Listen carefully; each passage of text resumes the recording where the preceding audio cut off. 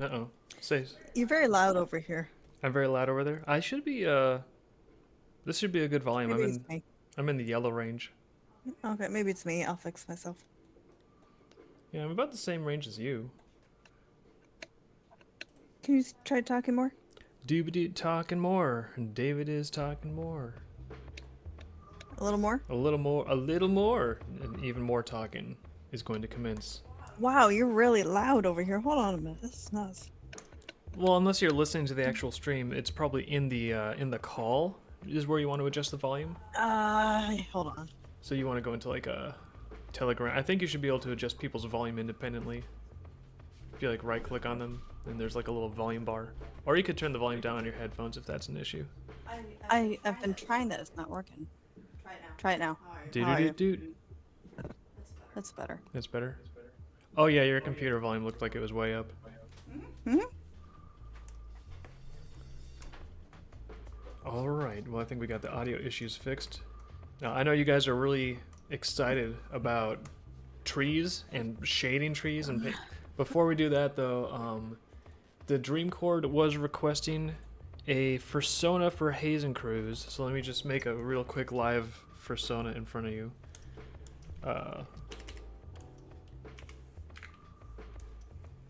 New file. We're going to call this Hazen Fursona, parentheses, all caps, important, spelled wrong. 300 DPI, obviously. There we go. I believe the motivation for this might be somewhat impure. I think they wanted to illustrate his character being attacked for some reason. Being beat up by V. Yeah, like they wanted violence to be inflicted, but they're like, well, he's untouchable. We don't know what his persona looks like. We cannot possibly troll this guy now. But if they know what his persona looks like, then his protection is gone. So they want me to design a Hazen Cruise persona. I don't know why, but I sort of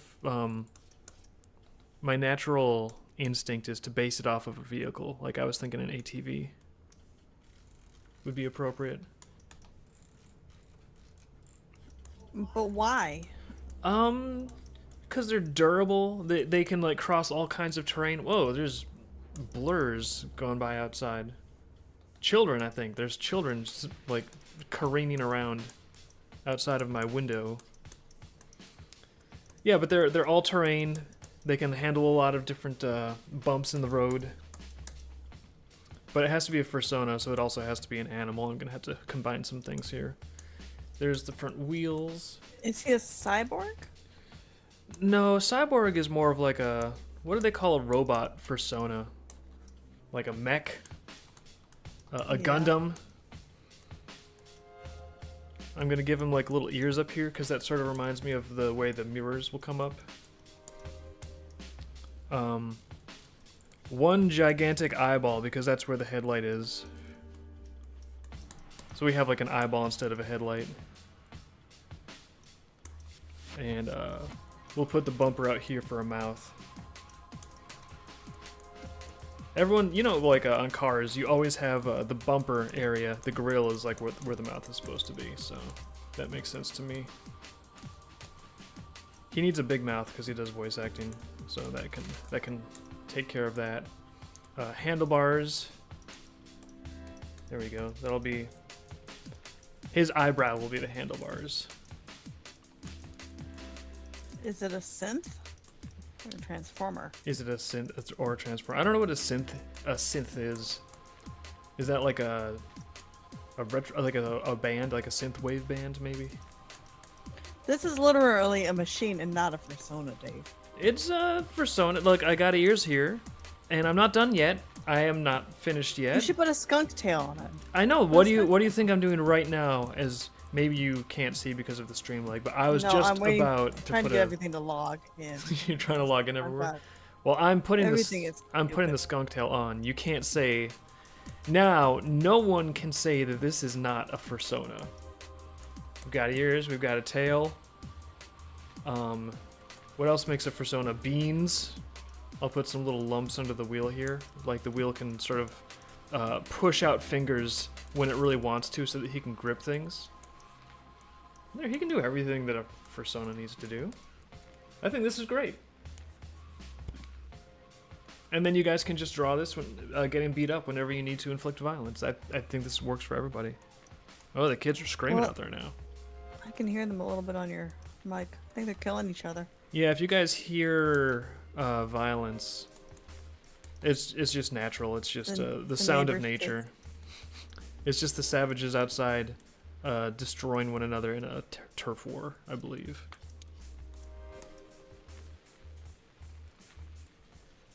Yeah, let's get his little handlebars eyebrow here. Everyone's going to be drawing their characters beating this guy up. I can't wait. He's had it too good for too long. But he is, You say I can't hear you in the call. What's up?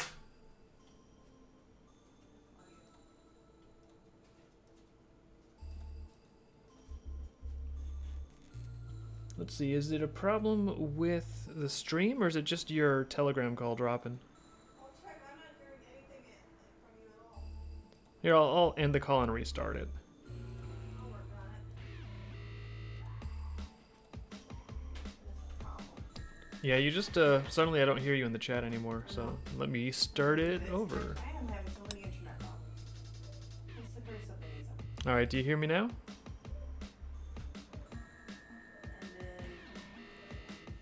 Yeah, it should be popping up there for you. I'm here. Okay, now I can hear you. I see a third party here. Can you hear me? Yeah, I can hear you.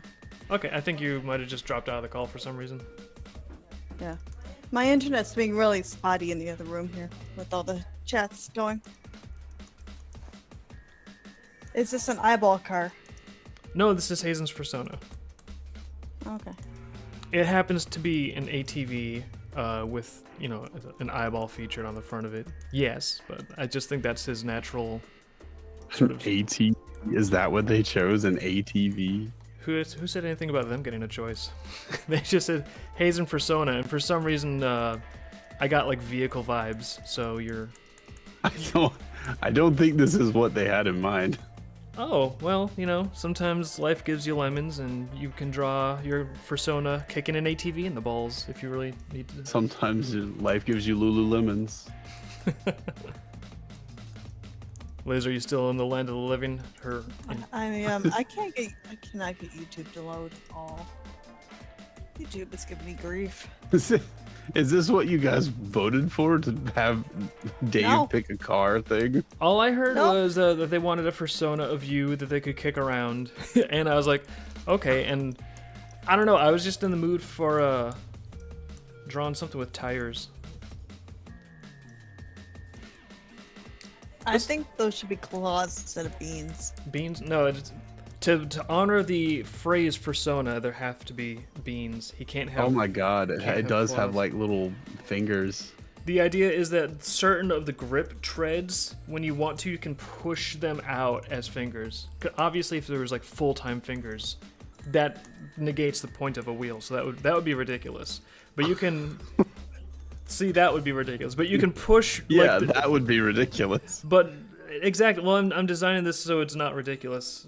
You can push out individual treads at will, so you can sort of like have little hands that come out, or feet, you know, whatever. I'm not going to be picky about how it works. They think this might be a dictatorship. I didn't choose any of this anyway, so...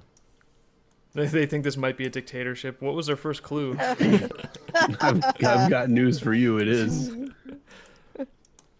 My hand and this stylus is a dictatorship. No one controls what happens except for me. A Fursona that turns into an ATV, maybe. Yeah, like that Hot Rod cartoon. Remember that? Where that guy he would eat like a chili pepper and he would turn into a sports car. I do not remember really this. Terrible.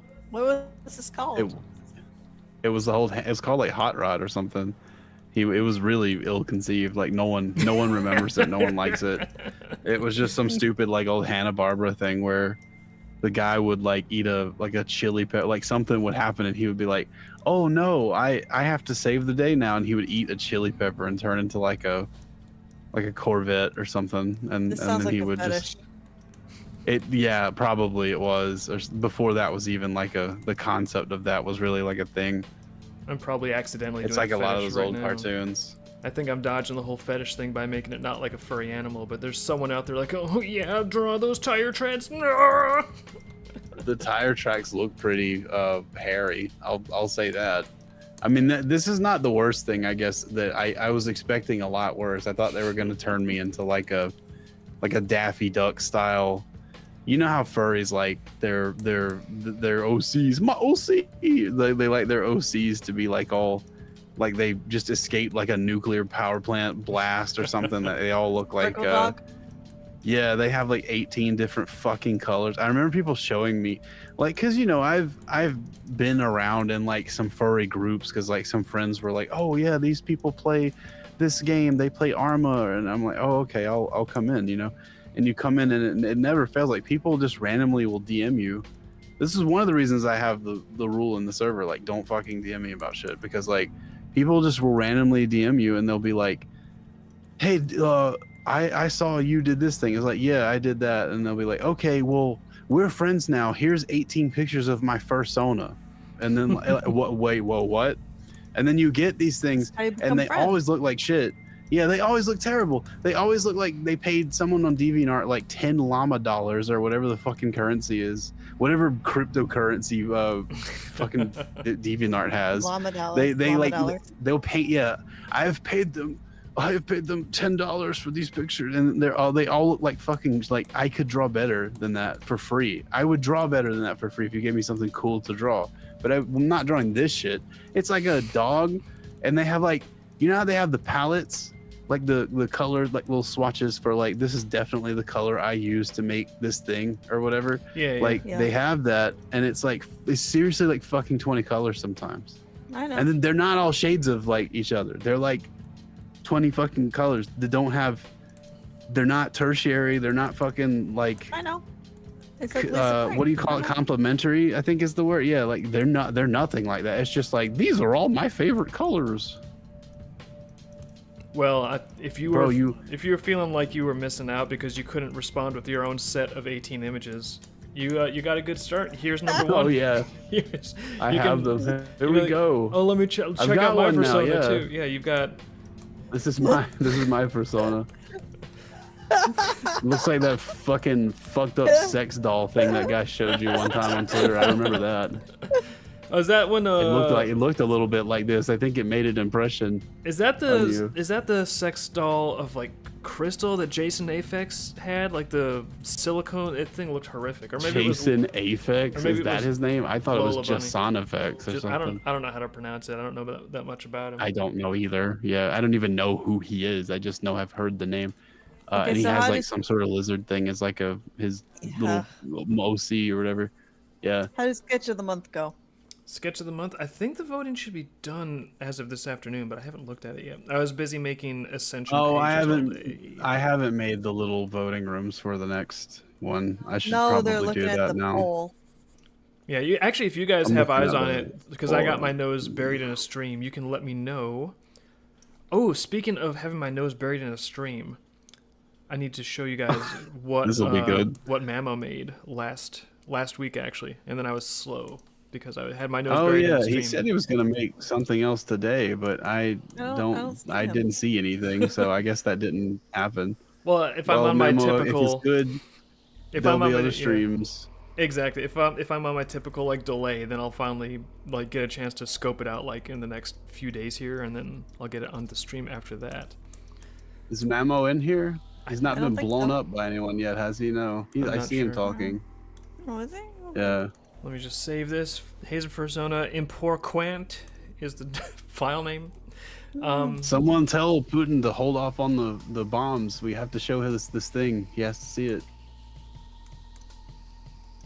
All right, No let me more just put, war. let me Only just put AI a little furry bit art. of a drop shadow into this guy, and then I'll show you guys the video that Mamo made last week. It's just a couple minutes long, but it's actually like a fully fledged music video. It's pretty awesome. And It's when good. I you- think I can safely say I think everyone here will like it. Okay. And when you do that, I'm gonna check the poll. All right, you check the poll. I'm also gonna check I don't know where those stupid forum rooms are. Where are those rooms where people vote on art polls? There. I got it. Don't panic, anyone. I got it. Got it. I'm gonna call this Panic.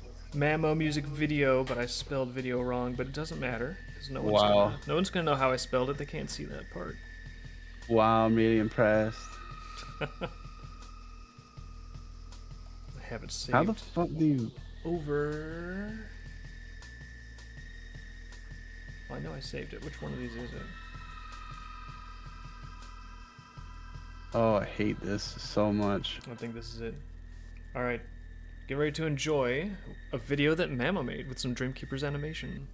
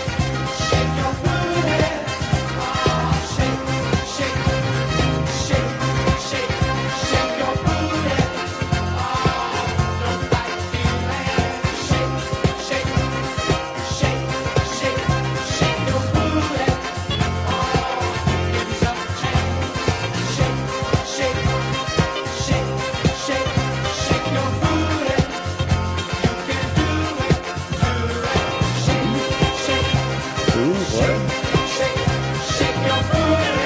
Invaders, yeah. What was the other thing that you heard? Ratchet lost a invaded something with them. That's crazy that it is that close. I mean, I guess maybe it's not. You guys are It's the bear Zim and Zim.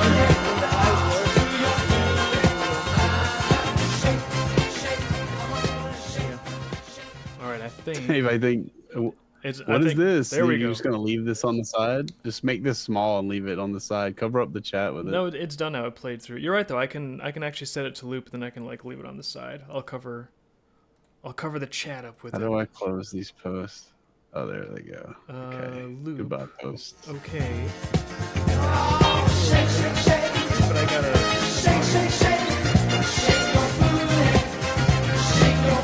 What is Mamo doing?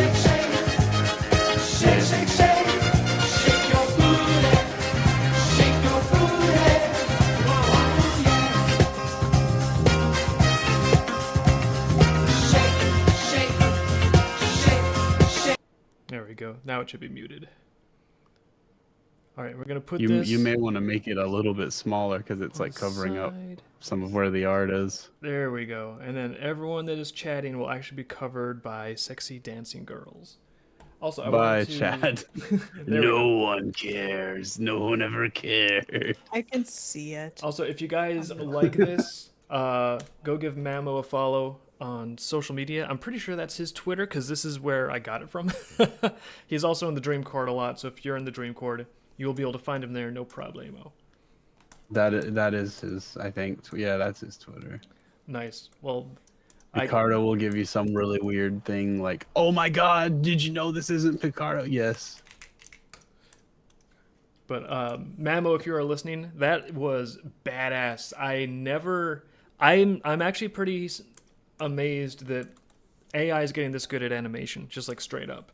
I'm also, I'll tell you, I'm really excited to see it when it's like not just pure generation, because pure generation is pretty impressive, but it feels like when I'm thinking of it in terms of a tool, it's like I don't personally have a lot of use cases for that.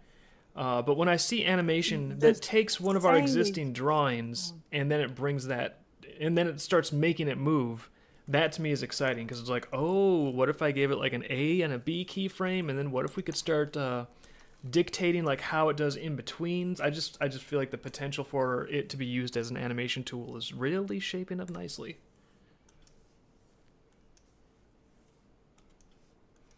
So I don't know, just Mamo, thank you for putting all the effort into making this. I know it's a lot more effort than some people realize, but it's really fun, really cute, and we absolutely got a huge kick out of it. So thank you, Mamo.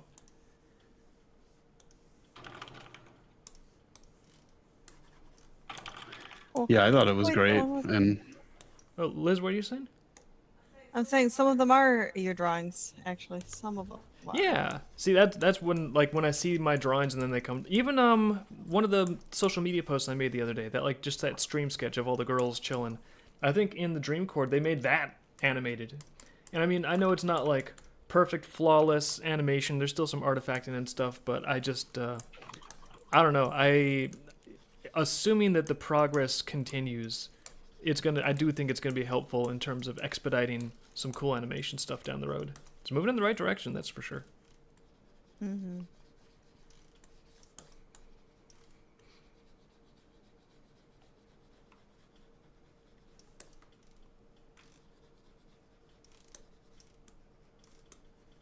I think it's moving in a great direction. There is already a thing where you can take like, you know, an A and a B frame, and you can make. I don't know how it works exactly or how well, but there's a thing called Frame Pack that you can use with the Comfy UI. Oh, no I don't kidding. think Frame Pack is available on any kind of like site where you can use AI to generate things, but it's like a thing you can install. I don't know if it's an actual model or like I can't remember. I looked into it a little bit, but I don't really remember very much because I just kind of like I saw like WAN had an update when I was trying to do some video stuff, and I like just sort of put it to the side. But apparently, yeah, you can do like an A to B frame thing, and you can kind of direct what like at what point in the video you want like something to happen or something like that. Which is cool. I hope they continue to develop that, but the results I've seen from it so far they're nothing like what you're seeing in the top right corner of the screen right now. Yeah.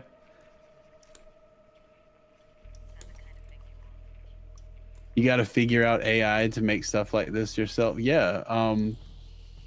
Just Mamo knows a lot about it. I know a lot about it, but I don't have time to teach you. But there's let me actually link you to, there is a guy, well, this really won't help you, I guess, if you are, I don't know, like trying to do it like through a website or something, which some stuff you can only do it through a website. Like Sora, I think, the Kling stuff, which is what I think he used Kling for these models of the Dreamkeeper's girls and stuff, but there's not like, some of those models are really good, but you cannot install them locally, so you have to pay like a subscription or just use like what's available for free to use those. But like there are I'm trying to find the link to this thing. Hold on, oh, here it is. Okay, so here's where this guy's, if you have a PC, right, or you know, maybe it would work on Apple. I don't know. I know if you have a PC and you have either Windows or Linux, you can install, well, there's a couple things that you can install, but the main thing everyone is using, and what I really just sort of recommend to people to start using, even though I rejected it for a long time, it's in a place now where it's good. It's much more user friendly than it was, and there are like these easy install things like people have repacked it with that include like a lot of the things that you'll just need to run it. But if you have a PC and you have an independent graphics processor unit, if you have a GPU that is on the PCI slot on your board, so that means you have like a NVIDIA card, like an actual card, not something that's integrated into the motherboard. I don't know how well those will work. but will probably not vary, because most things that are integrated into a motherboard are not like, they don't have like 32 gigs of VRAM. But if you have a video card that's independent and it has at least 8 gigabytes of VRAM, here I'll send a video through the chat here. This guy named Pixorama, yeah, Pixoroma or Pixorama, I don't know that he says the name, and well, he doesn't say anything. The whole thing is done through an AI, the voiceover and all that, which you might not notice if I didn't tell you at first, but it's pretty obvious if you know how those voiceover things work. But if you go here to this link I've just sent to you and just bookmark the entire tutorial series, you can sit there for hours and you can just learn how to do very basic things in AI. And then there's a site called Civit AI, which I don't know if he links to, but I'll link to it. It's a good site. If you sign up for an account on there, you can see all the models and stuff, and they're all free to download. You do need to pay attention to the licensing on some of those. Most of them are Apache or Creative Commons or whatever that is, where you can just use it for however you want for free, and you don't ever have to pay anything. But some of them don't. If you're going to use them for anything commercial, many of them will require you to purchase a license or contact them about it.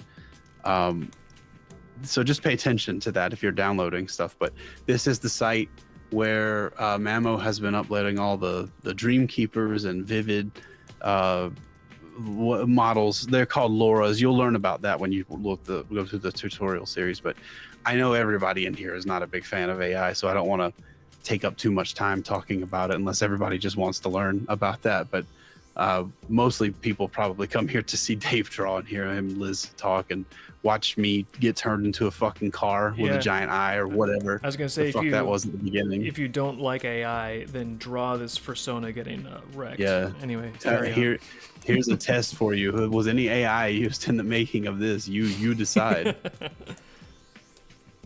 Mamo, you missed your big moment. Well, I guess we still have it on the stream. He doesn't like AI, guys. He got mad. Yeah, me either. So Mamo hand animated all these. Everyone.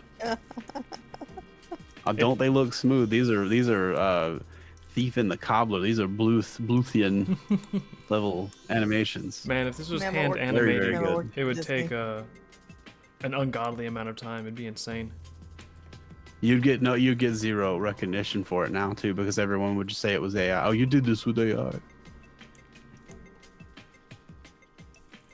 Yeah, like seeing this amount of Dreamkeeper's animation this quickly, I never even imagined it would be possible. Like I remember back when we made our 15-second hand-animated commercial for Dreamkeepers, way back in like what was it, like 2011, maybe 2010, and it took a lot of work to make 15 seconds of animation, and this is like a couple minutes. There's more smoothness and in-betweens on these. And I can be like a animation snob, so I'm not saying like, oh, the more in-betweens the better. Like, there's a conversation about in-betweens, but still just seeing this stuff, it's like, whoa, there's like the characters we made and they're animated, they're moving around. It's kind of magical. Sometimes they have two tails. Yeah, thank you, Mamo. Well, yeah, there's artifacting and stuff. But I'm not. There are artifacts. That is one of the two biggest challenges with AI right now, as far as any AI that's visual, but like also AI that does animation, especially. The two biggest challenges now today are consistency in between the generations and the artifacting and stuff that comes from some of these. Now Kling appears to be very clean. It does not seem to have a lot of artifacts, but its consistency is sometimes, it's a little bit questionable.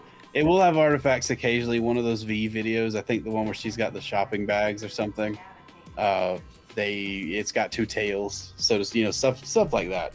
But it's come a long way. Like people, I literally saw someone this week when he posted this talk about that. They said someone who's always been like very outspoken about how much they hate the fact that AI exists at all come into the Dream Corps to say that I think part of the reason I hate AI is because I'm envious that like it can create things like this.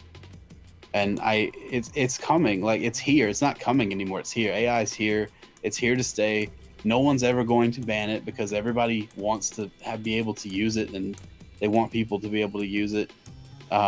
There's probably going to be some laws and restrictions on what you can do with it for pretty soon, but it's here to stay, and it's just a tool.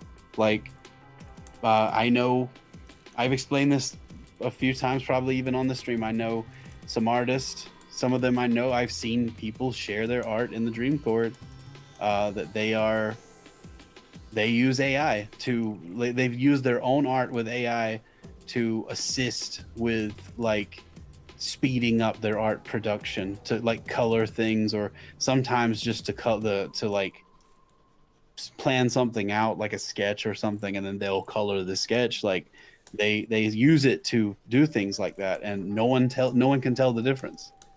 And there's people now that completely just make art 100% with AI. Like they probably don't know how to draw or anything, but they make AI art, and they found a way to get it to consistently generate a character the same way every time, doing different things.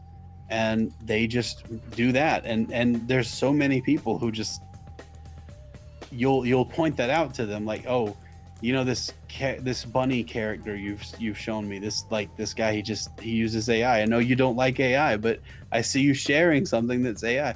Well, I didn't know it was AI. Then what is the point of hating it so much? You can't tell the difference. Like, it's just producing the same things. It's just a tool. You know, you can use it or you cannot. It's really no harm done if you don't want to use it. But like, I don't know. We're going to come to an age here where these people who go on Twitter and just talk about like, guys, AI is the dumbest, smelliest thing. Like that's just going to be over, because like it's not. It's just a tool. People freaked out like this, by the way. A lot of you are probably not old enough to remember this. People freaked out about this, about like Photoshop, Coral Painter, all those programs. People freaked the fuck out about those. They freaked out when photography came in too, because it was going to replace yes, all the oil they did. painters. They said, well, what this has got no soul. This is nothing. And it's just like, yeah, well, there are still people who paint portraits now today. Are there as many of them? No, but it's not really that different. Not many people were painting oil portraits even back in the Renaissance era. That was not like a regular job you could get. The invention of the photograph changed art in a way. Like painting something or drawing something that is photo real is an impressive thing still, but it's not as valuable as something that's imaginative. That's thanks to the camera.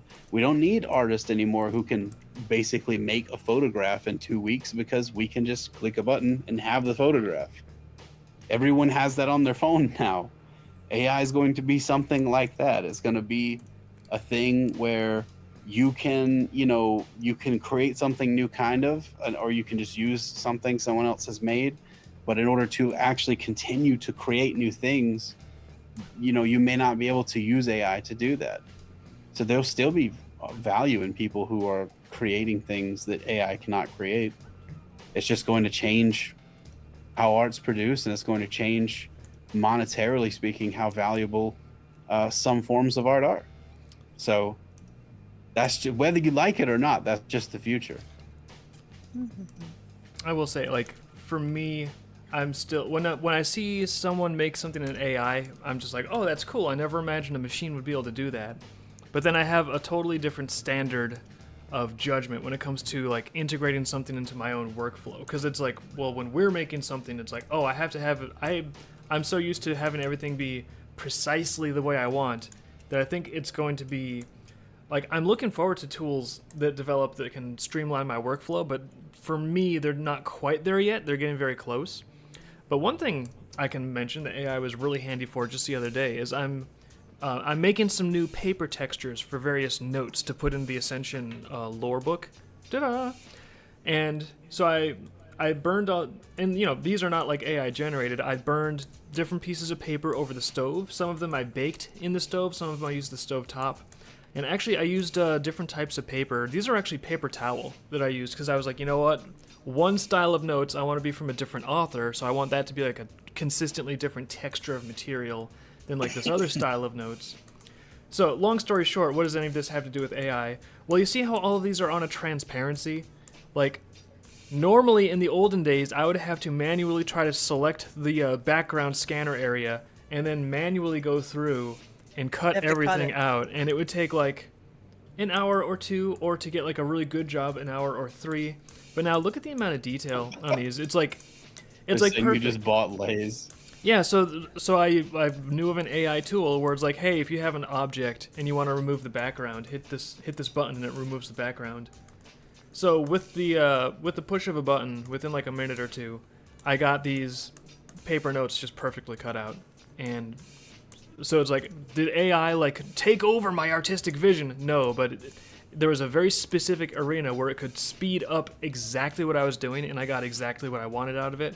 And like stuff like that is why I'm sort of cheerleading it, because it's like a lot of the generative stuff is powerful, and especially if we move into animation production in the future, I think it will be useful in a workflow.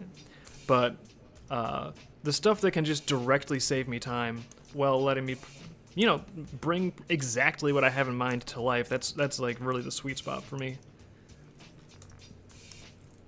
Yeah, like if an AI existed that could take a sketch and from it produce like correct flat colors, and then you could shade the flat colors any kind of way you want, I think that would be a tool that would be insanely valuable to artists. If you could have it right now, there are AI tools that can just like add really good wood grain to like a wooden floor or a wooden wall or something like that.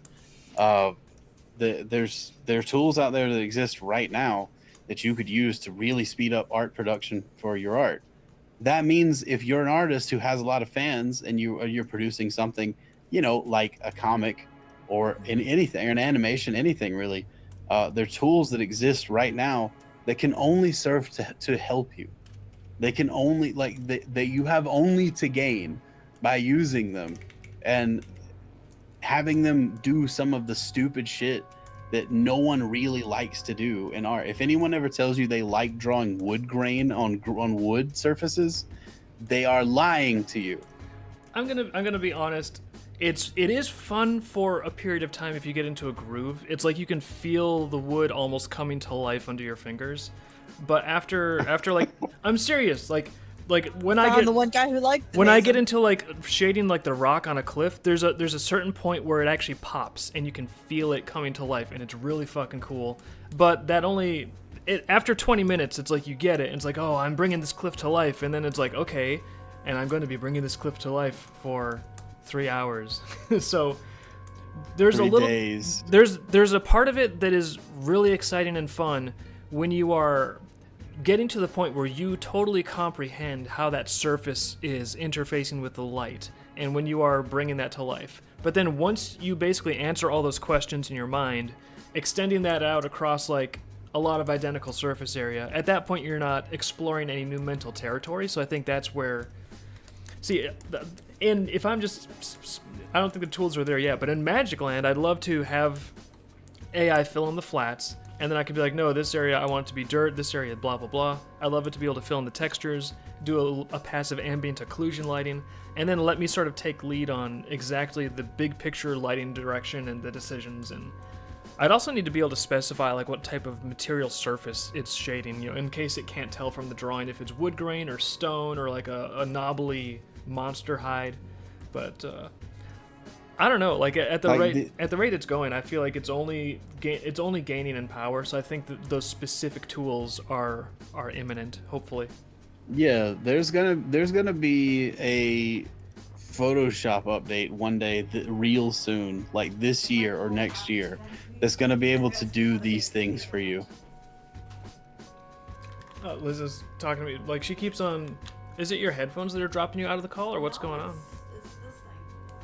It's the connection on this computer. That computer? It's a wired connection. It shouldn't be dropping at all. This connection. Yeah, that shouldn't be dropping at all. Maybe you should restart your computer. Yeah, try restarting the computer. Oh, no. Anyway, they're asking how the baked paper went. The baked paper went great.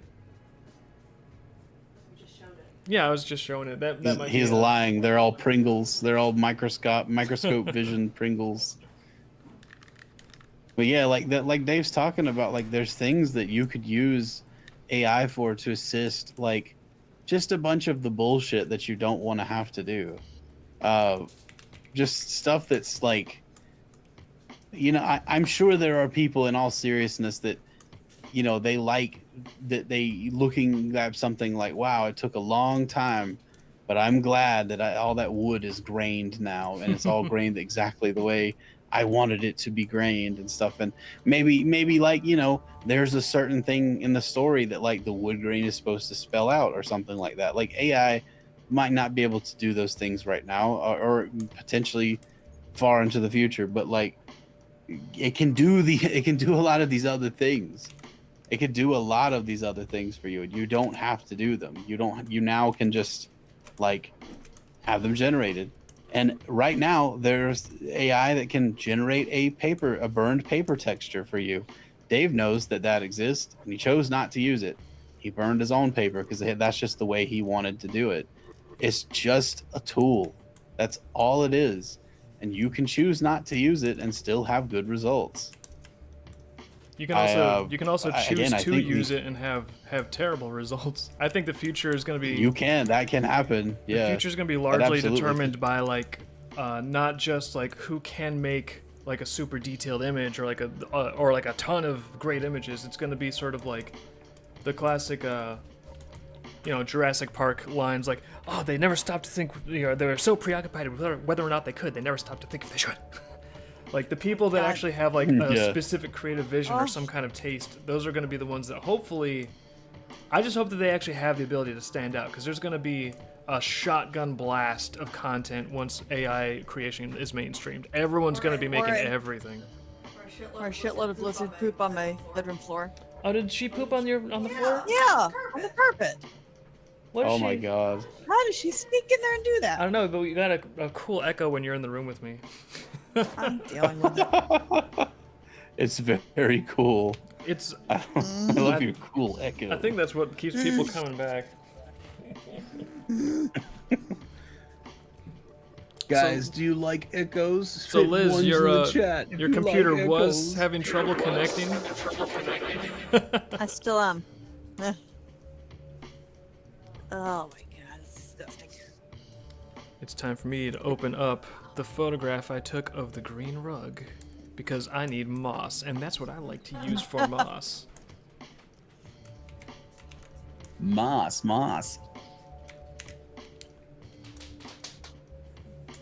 Yeah, you can use AI and get some fucking ugly fucking results. I think I don't know, that like the whole thing, I've tried to explain this to people that I've seen generating these things, even that I don't know, the weird thing people are doing where it's like furry stuff or cartoon characters, but they try to really make them like photo real and like 8K and all this. Like I knew a person once who, he didn't have like very much of a video card, and he was like trying really hard to figure out a way to get his images to be like 8K, because he thought somehow that made the image better for it to be 8K. Oh, like and I tried to explain to him. I said, in art, a lot of the time, more often than not, less is more. Like you don't need to have everything be 8K. Like David's not putting nostrils on this. It's putting nostrils. No, I mean like a little. If I can't see, I'm cleaning up pig poop. Oh. I'm also not putting nostrils on the trees, in case anyone was like, "What are all those holes in the tree trunks?" They're not nostrils. It's not a forest of smell. I was thinking of nostrils. Don't mind me. Yeah, like you don't need to be able to see Lilith's nose hairs and stuff, and even like with the thing Mamo did, right? Like if you look at it up there, there are all these like things that look like they're in like 60 frames per second sometimes. Some of those don't look as good to me as some of the ones that are a little more jittery, a little more like 14 frames or 12s on 2s or something like that. Like some of those look better to me because they look more animated and less like they're just like following the movements of some model or something, you know? Yeah. Chumps, what are you doing down there? Get off my paper. Is she out again? Yeah, she's crinkling my paper now. Being terrorized over here. Please doesn't Don't crinkle the destroy. paper, baby. No, she really likes crinkle. Oh. Like seriously, she gets excited if there's like a bunch of packing paper, like stashed off under the couch or something. She'll jump in there and start crinkling around on it. She pulled Fun. out some like a flat, you know, light that was packaged in cellophane, like a paper lantern. She started crinkling that because she could make. She just likes crinkly things. I don't know why. Why does it feel important? She's destroying my carpet. She likes to make crunching sounds. I don't know. Crunch. Crunch, crunch, crunch, crunch. Oh, Mamo has stuff to share, he says. Now, I guess Okay. whatever it was he was working on, maybe he's done with Oh, it now. nice. No, I heard he had a power outage earlier. He did have a power outage. I guess he powered through it. Dude, the sheer willpower emanating from his soul, he like vibrated so intensely it created power. Electrifying. Yeah. I will overcome Shocking. the power outage. Okay. Question is, has anyone here paid for AI tools? Has anyone in here paid for AI tools? Yeah, Hazen, do you actually pay for this? I don't pay for AI tools. I mean, I paid for my computer. That's the only thing I've paid for. I paid wow. once for the Chat GPT thing to see like if it could generate like really good images or something back before like the free stuff could really generate like what you wanted. Yeah. And it did better. It did some better stuff that I kind of thought that it would, but it was, you know, I don't know. It was really only useful for like comedy or something. It really wasn't like anything else. A lot of the free stuff is better now for image generation. Like you have things like Midjourney and stuff like that, which I don't think are open, but I never hear anyone talk about those or no one's showing any like pictures from them anymore, like if they're impressive or anything, because just a lot of the free stuff can do that stuff. I've been considering trying to pay for one of the video AIs just to see if it was really as good as people say, but I've seen people make some pretty impressive things with the video AIs, like Mamo's things, for instance. Dave, are you able to grab the latest video off of the chat, or do you have to mess with things in settings? I'd have to save it and open it up in here, but I think I could do that. Okay. But what it is that it's the characters dancing to the Anka kind of Egyptian song, and there's some more dancing to it. Oh, cool. Oh, the Camel by Camel song. Oh yeah, camel one, yeah. Nice. We got more. What did you make it with? Already. Memo? Is it made with oh, he's got the link to it right there. Did you make this one with the cling thing again? All right, let's actually let me watch this on the side here. Oh no, hold on. This is a different one. He got another one where they're in this Lilith and there's water. Different song. There's Lilith and it's water. Yep, she's in the bowl. Well, let's check out the Camel by Camel one because I saved it to that. Up above. And there's character showering. Perfect. That's great for the Picardo stream. New thing. Activate. We're safe for work. It's okay.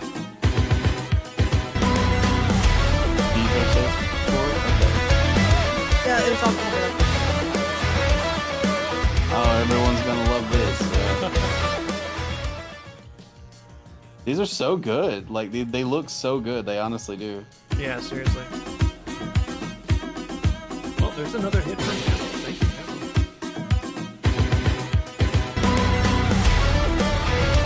I avoided the Uncle while it was popular. Why I didn't find it annoying. Yeah, these really seriously look so good. Like I want to know. I want like open source models to get to where it can do things like this. Did they have like a Laura for the Anka meme, or is that like actually baked into Kling? And did you use Kling? I don't have room for so many of the. I'm gonna just take this one down, but these are cool. Okay. This is gonna be a problem with AI. So much good stuff is gonna come out so often. You have to like decide what you have room for in your belly. Yeah.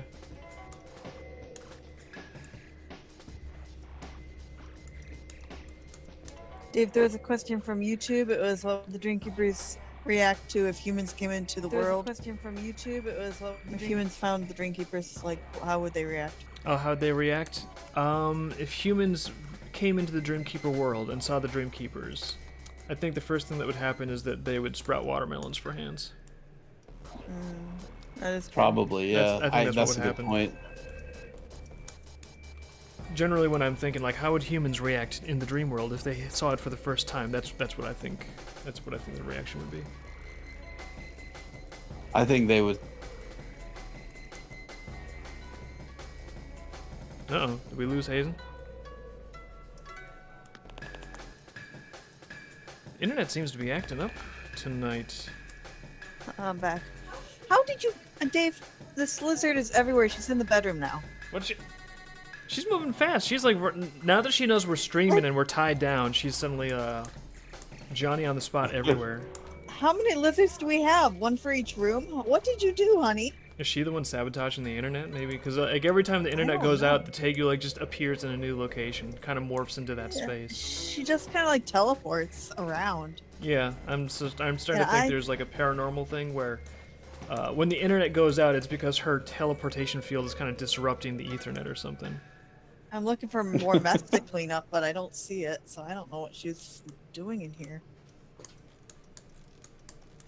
Yeah, she just suddenly woke up in the midstream, like, time to check on everything. I thought she was with you with the crinkle paper. She was for a while, but You thought. then she got all the crinkling taken care of, and now she's... She's going back to the scene of her crime. Just crinking. she is. She's cranking. She is. She's come back to the scene of her crime. Here, while I clean. Bleach She's everything. a crinkler, Jerry. There we go. That's never happened. Is that Twitter still happening? That's like modern Seinfeld. I have no idea. I don't know. That Twitter was really good, and that is one of the best use cases for AI video, I think, that probably will ever exist, is that they could actually make scenes. Their modern Seinfeld thing. I've never seen it. Yeah, I think this is actually new to me. I don't think I'm familiar with modern Seinfeld.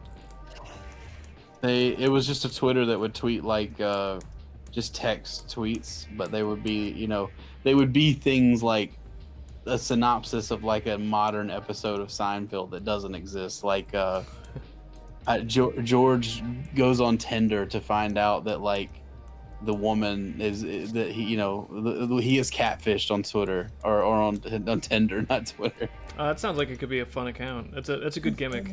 It is a funny account, yeah. They had one for NFTs. I think it was them that did this. They had one where George is like, "They funged my tokens, Jerry. They're non-fungible. That's the whole point." Okay, Dave, does the lore book explain what happens to the souls of Dreamkeepers?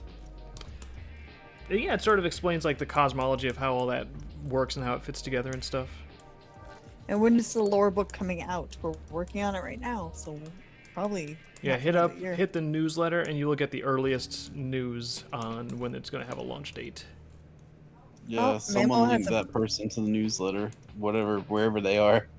Wherever Yeah. you are, newsletter.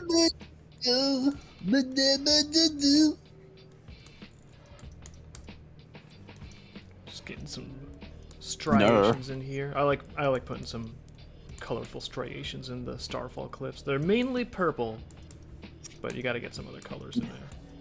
Memo's very happy to do that his stuff's being featured. Man, well, that stuff is seriously awesome. It came out really is. good. Yeah, we're actually gonna do it's not ready yet, but like Memo's in like a little bit of a bind right now. I don't know how much I can talk about like what's going on with him, but we're probably going to be doing a little event to help out Memo a little bit. This isn't going to be something we do like regularly, but there's gonna be like an event to help him out and try to raise a little bit of dosh to get him out of his situation. Well, Dave, could you help look him in with the it. chat really? Dave, could you look in the chat really quick? Okay, hold on. He's full of Uwe. This is the highlight of my year. Oh, well. Seriously, you made really cool Uwe. stuff, and I'll probably pop it into Captain's Log 3 too. I've got to try to get more organized about that because I want to show stuff off, but at the same time, I feel bad if like, oh, what if I show something off and then I forget like what if you do a video and then someone else does a video, but I say like, oh, these are all done by the same guy number 1, and then guy number 2 is like, you son of a bitch, I did that one video and you credited guy number 1. So I think I just need to get over that and be like, Fuck you. I might not remember all the credits correctly, but here's some more cool stuff the readers have been doing, because you guys are doing a lot of cool stuff. Dave, when is Crystal going to appear in the store?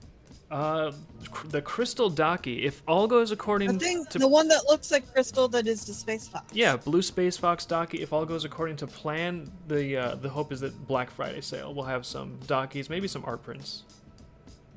Yes. Yeah, well, they may appear before that, but like they'll be probably around that time. But they'll, that'll be there. They'll be so new they probably won't be on sale. I wouldn't think, but Well, I don't think that. Yeah, I'm not planning on having them be, because it'd be a little they'll weird. be there along with the other sale items for Black Friday at the very latest. I think that's probably a good thing to say. Yeah.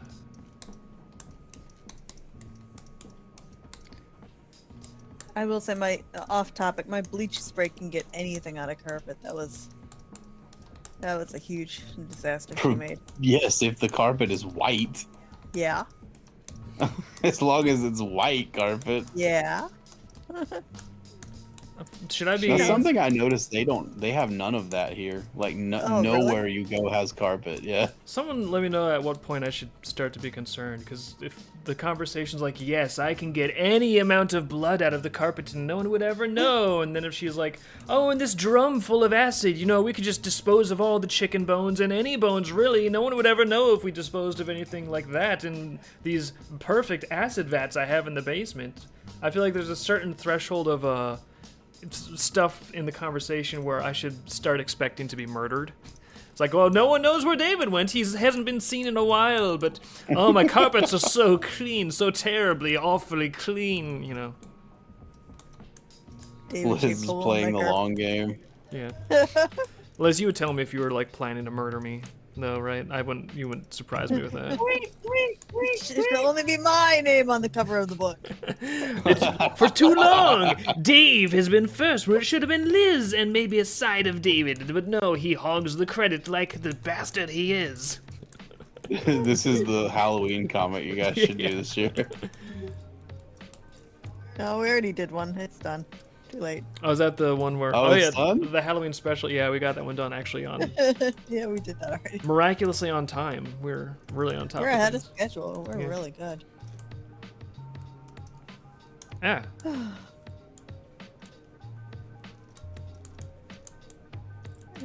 Oh, there's another animation now. He said another animation.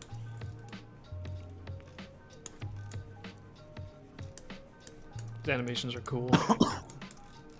Highly cool.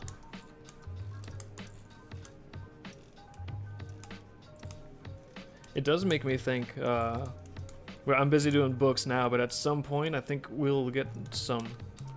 I like the idea of warming up on that little humor show tectonic that we have on the back burner, because I think a humor show is perfect. Yeah. Where some of the stuff, I have such high internal standards about, like, oh, if there was a Dreamkeepers animation, it would have to be so good, and oh, every little thing would have to be perfect. But if there's a humor show, sometimes even like working with the limitations of technology and like hanging a little bit of a lantern on it, it's not such a big deal, because the value offering of a humor show is like the exact wit and laughing and dialogue, whereas I feel like the value offering of like a fantasy action show is the immersive sort of seamless experience of feeling like you're really like observing another reality. And so for a fantasy action show, generally, I think it's much more important to convey the value offering completely, that you actually have the visuals looking top notch.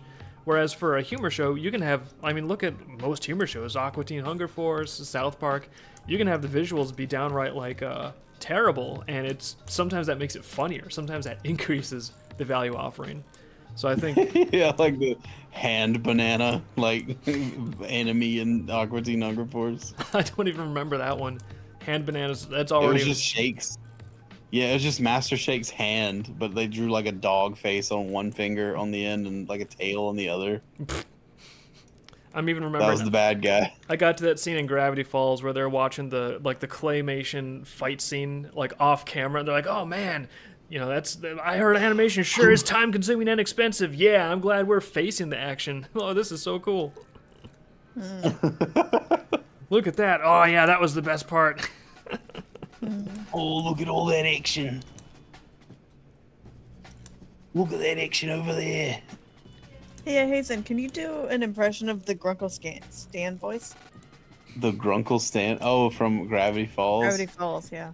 Yeah, I have to be loud when I do it though, and I can't be that loud right now. Yeah, But I can do like an impression of Grunkle Stan. Yeah. I believe it. We're just getting into standard it. old man voice. The more we watch that show, the more we're really getting into it. I think it might be my favorite cartoon. It's just, I love Grunkle Stan. That guy's like my spirit animal. he's my favorite character of the series for sure. I love when they're driving and they're like, Grunkle Stan, your eyesight's getting pretty bad. And he's like, what do you mean? My eyesight's perfect. What is that, a woodpecker? And he just like drives over a fucking mailbox like 100 miles an hour. I've seen that one. I think we haven't seen that one yet. I love at one point, Dipper's like trying to get Robbie to stop mind controlling Wendy or some stuff like that. He wants to team up with Grunkle Stan. Grunkle Stan's just like, finally an excuse to punch a kid in the face. Yeah.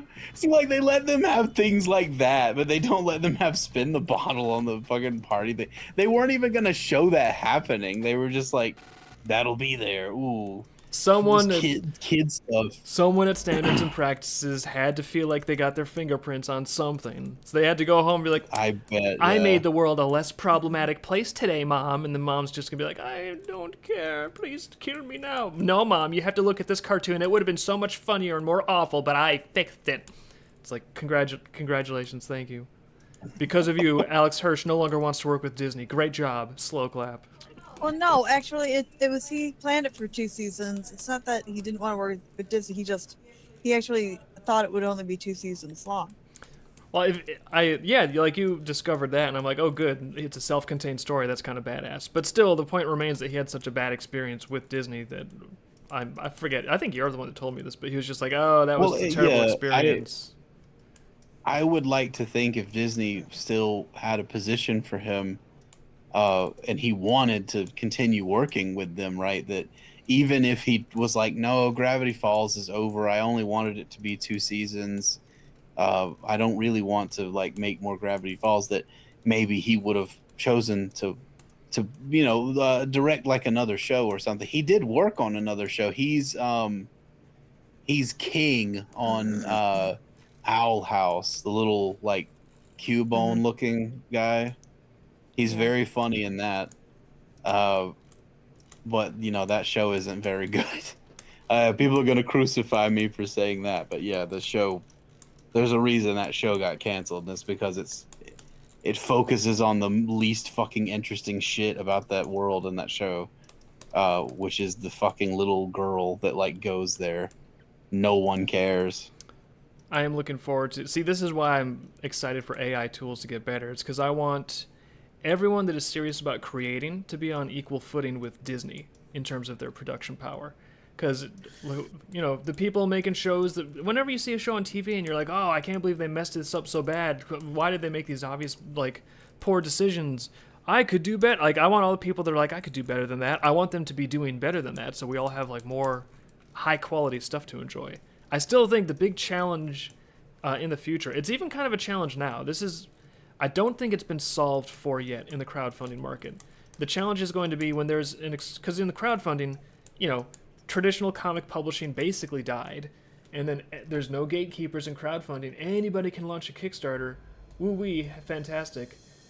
But the problem when there's no gatekeepers is like, yes, there's no one that can shut you down, but then there's no one that shuts anyone down, and there is a flood of, really low quality stuff.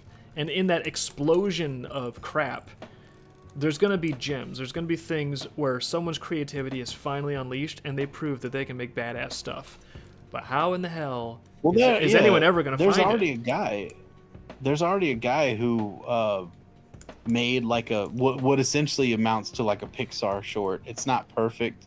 It has some inconsistencies between shots and stuff. Yeah, I saw that today. It looks and sounds like a Pixar short. I mean, most people who would watch that wouldn't know. They wouldn't be able to tell the difference. If you put that in front of some movie or something in theaters, like, people would just be like, oh, that was cute. And they would just totally believe it was a Pixar thing because it looks just like one. Yeah. So that, like, people are already, if you're willing to pay and wait and be patient with your generations, like, it's already possible to create some stuff like Disney and Pixar and DreamWorks sort of create, but you can't, like, it doesn't always go as intended, and sometimes because of that you have to make compromises on your vision, which is probably, obviously that's less than ideal. Not many people will probably want to try and produce something while things are in that current state, but they will continue to improve. And when they do, you're right, there's going to be a waterfall of dog shit. Yeah. That just, like, people make because they think that I can make the animation so it will be good. Like, just like people who make like photoreal cheetah girls and stuff now, like, oh, it's photoreal, it's 8K, it's the best, it's better, it's the best. Yeah, why wouldn't everyone love this? Basically, like, think about all the nightmares of like, that. Can you believe people are into this fetish, or that? Oh, that fan fiction is so cringe, or that character. Like, now those things are all still going to be out there, but they're all going to be like in HD at a runtime of like 3.5 hours. And you're going to have people like making videos out of their fanfics and stuff like that, and it's just going to be like, Tamers videos, but just like Pixar quality. Yeah, the glory is that everyone will be able to have access to Pixar quality visuals, or whatever style you like even. But that's also the nightmare, because then it's like, okay, well then when the customers are out there, be like, oh, I'd love to watch like a cool indie animated film. What should I watch? They're going to have 10,000 options, and if you look at all of them at a glance, they all look like about the same level of flawless visuals. So it's, I don't know how people are gonna. Yeah, there's gonna be 10,000 Pixars, but most of them, it's gonna be like, if people just like reach into some raw mass of content, they're gonna get burned so many times. Most of them are probably gonna stop reaching in. They'll just be like, oh, this stuff all sucks. I'm just gonna wait for something good to come out somewhere. Well, what people will do is they'll watch, whatever the equivalent of the food review guy is, the review bro. Like, how that guy that goes to like fast food places and he's like, this fast food sandwich is very good, or he'll say one's bad. They're gonna have people like that who actually like go through like all of this type of videos this week, guys. Here is all the stuff that is good and stuff that you should watch. Like, there's just gonna be like a career built on basically like just curating content for other people. Telling you what there is, yeah. Yeah. That'll be... Imagine if 1,000 Pixars were all helmed by Tommy Wiseau. Yeah, pretty much. I'll be right back. I'm just hitting the restroom. Oh, can you imagine? I would love to see that. I would love to see... It'd be funny at first, but if they're all like that. Any of his stupid shit that he wanted to produce that, like, obviously he had no budget for. Like, he did this sitcom show. Well, that's using the term very lightly, but there was a show he produced on YouTube, I think it was, called The Neighbors. And it is like the worst made show I've ever seen. Like, the production quality of that show It's so incredibly low. He's like completely I think just missed on like what it is that made people love The Room. It was this really awful movie, like directed by this guy who had no idea what he was doing, even writing a story, let alone direct a movie and writing a screenplay. But the budget for it was like everything was such high like production value in it that it looked like a 90s movie or something, you know, like it was like it was crazy how good the production was on it for this to be just such a like a thing that was just like basically a vanity project, you know. And that's why people liked The Room. That's what people liked about it, was the contrast. The comedy from that all came from the contrast between those two things. But you know, now he just makes these insane things where he's like a landlord in like an apartment building or something, and it's not, it just isn't like the same because everything is so low on it.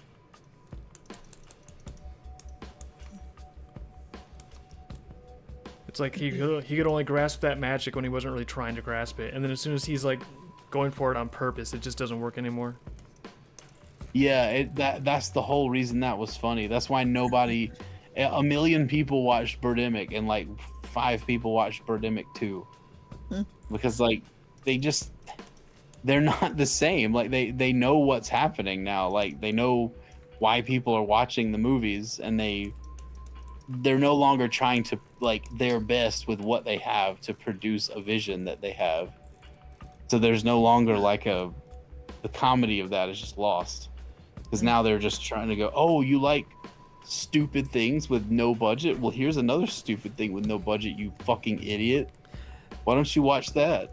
Yeah, I think that there's people can sort of pick up on the fact when there is authentic, like, striving, like someone authentically trying their best, and even if they're trying their very best and abysmally failing, the authenticity of a human effort, there's something about it that resonates, and it can be very charming. But as soon as you no longer have that, when someone's like, oh yeah, well, I'll just make something shitty on purpose, fine, whatever, like, maybe that could even still work, but I think a lot of these, like, surprise successes of, like, totally poorly assembled content, but from, like, very, very enthusiastic, heartfelt creators, I think a lot of that is because somehow their genuine attempts and their genuine hopes and ambitions are resonating through their work. However poor they are, like however poorly developed their skills are, the enthusiasm still translates. What are you doing with your burnt paper? With my burnt paper, right now I'm not using burnt paper. I'm using I'm on another delay. A bathroom mat. A delay. Yeah, I'm painting green with a bathroom mat. A bathroom mat. Well, I mean, it's moss, but in actuality, it's a photograph. Oh, it's like a rug. Yeah, I photographed a rug. Oh, I see you now. Yeah, he likes to take his own photos for texture. Yeah, sometimes I like to take my own photos for texture. You don't want to have a rug in the bathroom though, because it'll get moldy. No. It's okay. Mine This is fine. rug is from like where we used to, like from way back when. We don't still have this rug. Oh, that's true. It's fine. No, that was the tally rug. But no, we have bathroom mats in the bathroom that don't have a problem. They have like that rubber backing, so it's fine. I hope that helps. Yeah, it's like the cheap thread ones? and stuff. No, Well, it's like okay. anything with thread, yeah, like anything with fiber in it, like mildew and stuff, we'll get into that. No. And eventually just come out. No, I can wash it and I'll just buy a new one. It's fine. I've always Yeah, had them. you'll have to. Yeah, of course you'll have to wash any of them, but like some people don't do that. Like they just hang their bath mats up for like weeks and weeks and weeks, and it just gets Ew. so gross. It's so weird. I've heard like some places in America have like there's old places with carpeted bathrooms. Oh God. It seems Is like that it'd be real? a difficult thing to maintain. That sounds like a 70s thing. That's horrifying.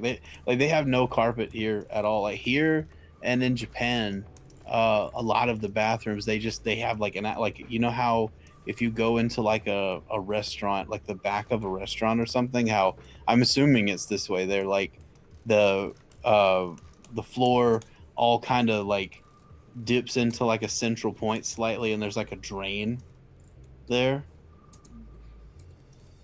I think that what they should do for bathrooms, in my imagination, I is think they that should do that. it's actually there. it's actually like an aquarium under your feet, but you are on like transparent tiles, and then there's also floodlights down below. So there's like water rippling up through the floor, like aqua water rippling up through the floor.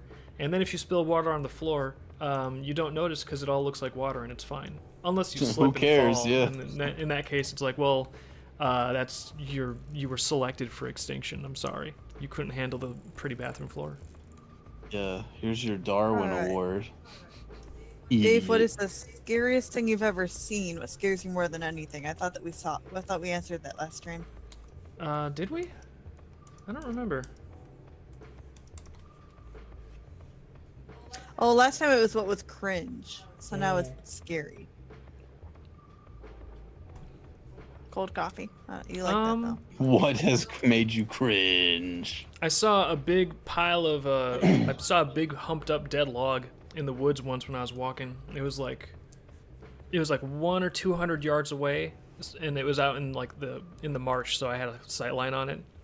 And the reason it was so scary was because for about 1/100th of a second, it looked like a huge bear. Like my brain immediately was like, oh shit, that's a massive bear. I need to be very, very alert right now, because if that thing sees me, it could come over here and definitely kill me.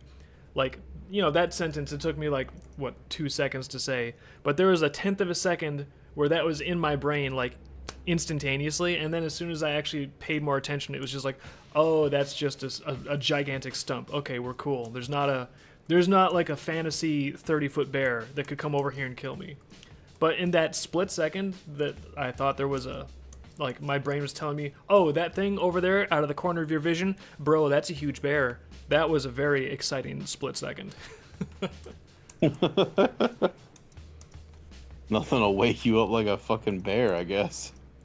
Yeah, well, especially when it's like, you know, even like a normal sized bear, I'd probably be pretty nervous around, because, you know, they're like, they can kill you. They're strong and they got sharp, pointy things and jaws and all that stuff. And most of them are probably fine, but, you know, occasionally one of them is a bit of a psycho and they'll just kill you. But especially if there was a bear that was like bigger than a grizzly bear, that would just be no fun at all.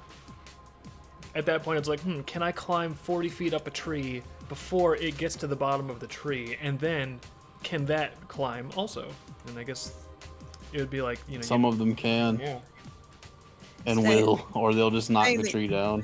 You're saying that you have stump phobia. Yeah, I'm a stumpophobe. He was stumped. I find stumps Yeah, they're very mats frightening. made- Stump Dave. Like for- Hashtag Stump Dave. They're made for bathrooms and wet areas with rubber backing, and they're antifungal and easy to clean. That's the stuff I get. I don't know what you're doing, Hazen. Synthetic ones that don't mold up. Yeah. Yeah. Well, they're resistant to it, but they will. I'm talking like because most people that I've seen who have bath mats, they don't wash them once a week. People don't No, I wash don't- their sheets once a week either. I don't do Like, that either. I don't no. know. It's not a problem. Although we have I a don't fan know. in our bathroom, so maybe that's part of it, is that it doesn't get moldy. That definitely will help to have like air circulation and stuff in there. Yeah, like an air fan. Like I we don't hope it's not- have like a Dreamkeeper, like a reader that's a fan chain. Like that's not what she's saying. There's a fan hanging from the ceiling in our bathroom. We spin him. It's just blowing air everywhere. So you like Dreamkeepers, do you? Welcome forever to our bathroom.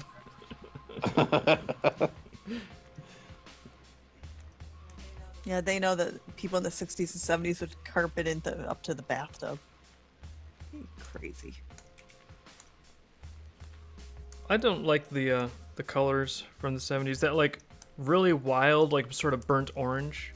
In small doses, in certain contexts, every color can be beautiful.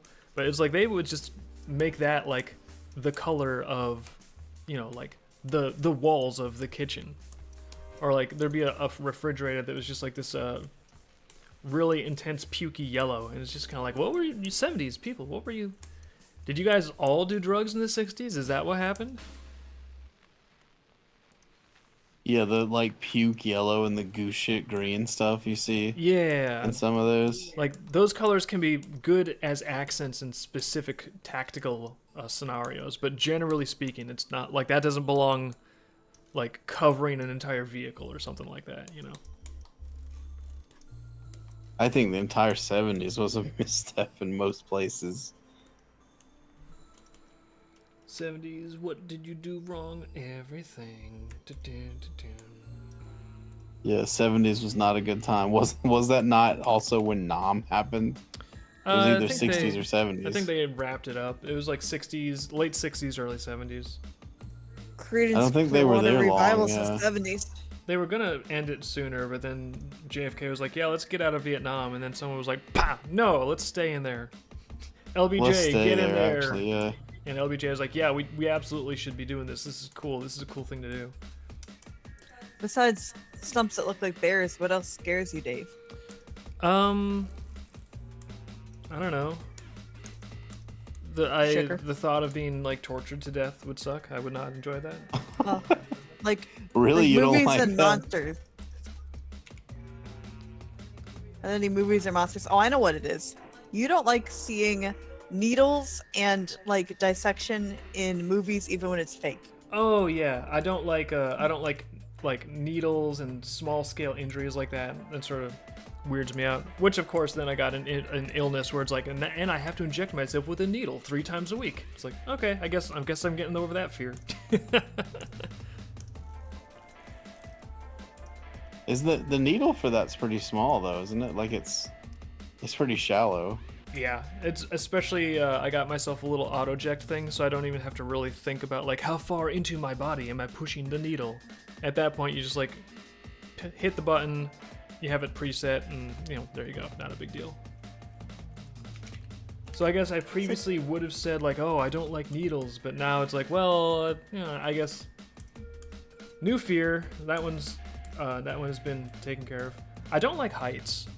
I was terrified of heights as a kid, and I'm still not a huge fan of heights. I did like a ropes course when I was in college because it was like a team building thing with the RAs, and that helped out. You know, once you're up and you're like, oh, I'm high above the ground, I'm 40 feet up. Oh, you know, after you can be terrified for like 5 minutes, but when you're up there for 20 minutes, it's like, okay, yeah.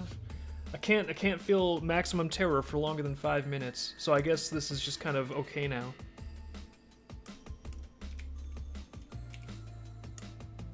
Like, I'm still not a fan of heights, but it's not like what I was when I was a kid. I don't like heights very much either, yeah, because there's I don't know. If you're not scared of heights, I feel like something maybe is a little bit wrong with you because it's just scary. People aren't supposed to be up high. So, Dave, can you explain the process about how this goes from pencil and paper and then into the computer to work? Oh, this? Sure. Yeah. What did you do to make this happen? Who's asking that? YouTube? Mr. YouTube is asking. So it starts out pencil... Mr. YouTube himself. Mr. YouTube himself. It starts out pencil and paper, and this is just actual graphite on paper, mechanical pencils, typically what I use. Blue line sketch for the sketch layer. And then once I scan in the sketch, I will go ahead and do edit convert brightness to opacity. So you see, these are the same lines. I cleaned it up a little bit, but these are the same lines, and now you can see through, and all the stuff I'm doing now is just laying the colors down and putting textures in and photographs and adding some paper texture, and I'm going to be doing ambient occlusion lighting soon, so that's the process. Yeah, they were asking how you got your digital look to look traditional, so I had to try to type it out. Oh, yeah, I guess it's a mix of, well, because it is a mix of traditional stuff with some digital tools here and there. Inverse the selection.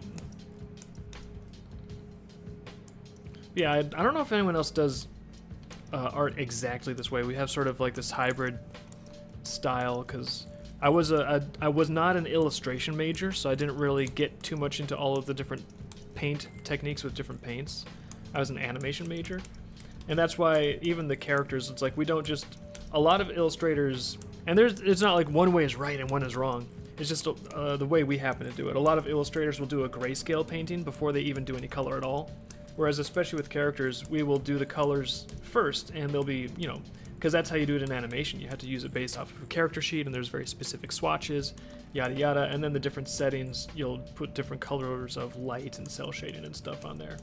So we have, I guess it's kind of a fusion of some animation like sensibilities in the art style, mixed with a little bit more illustrative stuff, and then just the fact that since I was a kid I just drew on pencil and paper a lot and really liked it. So that's what we do. We got this weird little homebrew hybrid style. Mm-hmm.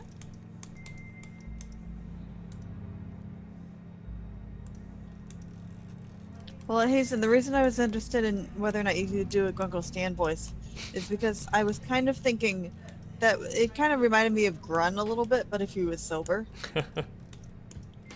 So I was If he kind of was curious. silver. Sober. Oh, sober. I was like, what the fuck? If he was silver. No, sober. Grun if he was sober. Yeah. Would sound like that? I thought Grun had like the sort of like the bubble throat voice thing. I don't know Bubble Throat. I don't know. I feel like personally, I think Grun comes off as like more guttural and sort of like toned down. Like Grunkle Stan has way more energy. Grunkle Stan is actually pretty keyed up most of the time. That's true. Well, if he was sober, he might have more energy. I don't think we've ever seen Grun sober. I don't think we really have, no. He had energy when he was a kid. Oh yeah, he had probably too much energy. He trick-or-treated. And then he stole his candy.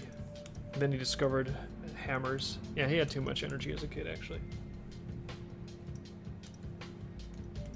I'm saying he'd have John DiMaggio's voice. I don't recall. Oh, I could see, yeah, John DiMaggio doing like a good Grun type of voice. That's the guy who does like Bender and from Futurama and Jake the Frog from Adventure Time. Yeah. Oh, nice.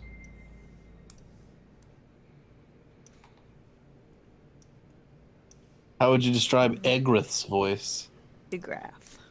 I think when we were like way back in the day, I sort of had something like The Rock in mind, like a Vin Diesel, big booming, yeah, more Vin Diesel actually, a big booming Vin Diesel kind of voice, kind of bombastic. Is Vin Diesel's voice bombastic to you? Well, Igrath is Are you bombastic, thinking about but the then same person, the guy who plays Riddick? well, I feel like Igrath has more of a bombastic personality, but then with like the vocal like tenor and depth of Vin Diesel's voice. I think the depth is what I was thinking of.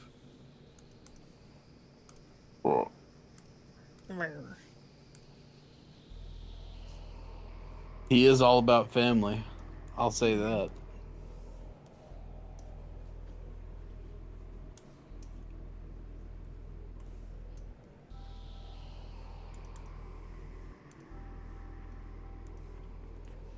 Idris Elba would probably be a good one. Yeah.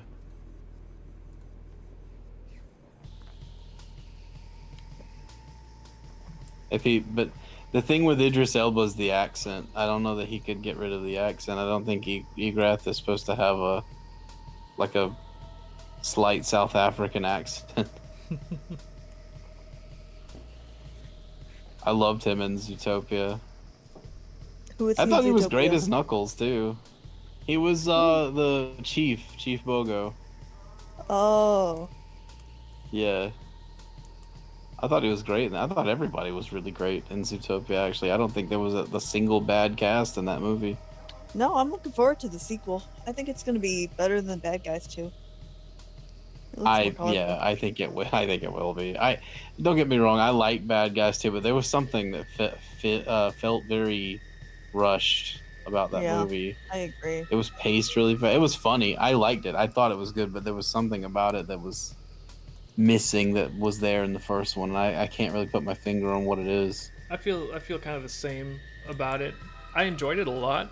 I'd give it probably B plus. So fun. I'd recommend it. Fast paced. If like look at the Bad Guys trailer. If you like that sort of thing, you're gonna have a good time. But there's like something about the pacing exactly like you described, where it's like it's not quite not quite there. somehow. Something about quite it, yeah. Finished. Yeah, like a little rushed or not It- finished all the way. It felt, yeah, it felt like it was very like I want to say rushed, yeah, but like it was pretty polished, like how they did it.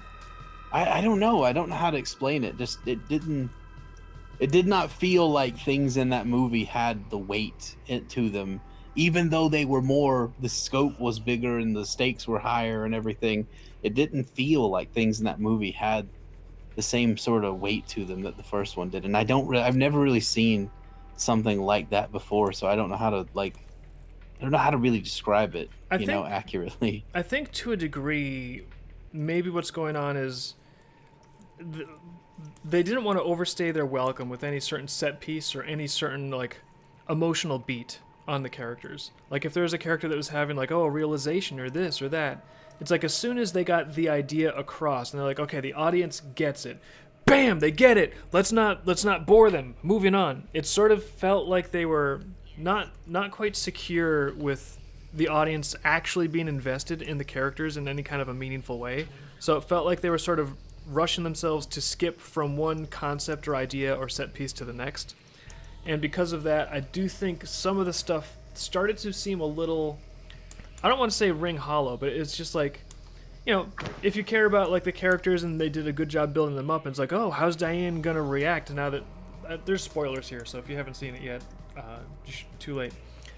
How's she gonna react when she realizes that she's been doxxed and everyone knows her past, And then the movie's answer was like, well, you get it. She's upset about that. Anyways, moving on. Next thing. And then it's like, it's just like, you know that what? had no impact on anything at all. No, like, not at all. And then at the end, it was like, a question for you, Dave. oh, okay. What's up, Liz? Okay, Top Gun or Iron Eagle? I haven't seen any of this, so I don't know. What is Iron What's the Eagle? question? Top Gun or Iron Eagle? I haven't seen Top Gun, so I don't know. Yeah, I know Top Gun is a movie. I don't know what Iron Eagle is, so. Good question. Anyways, what were You we two saying? are American. You've never seen Top Gun. I've seen Top Gun. I don't know what Iron Eagle is. I don't know what Top Iron Gun, but Eagle is. for What is the- that? What is Iron Eagle? For the Air Force. For the Air Force? Something is for the Air Force. I'm just reading chat. I don't know. You don't have to read everything if it's not really No, coherent. they're just asking you questions. Or if it's totally Dave. derailing like the flow of a conversation.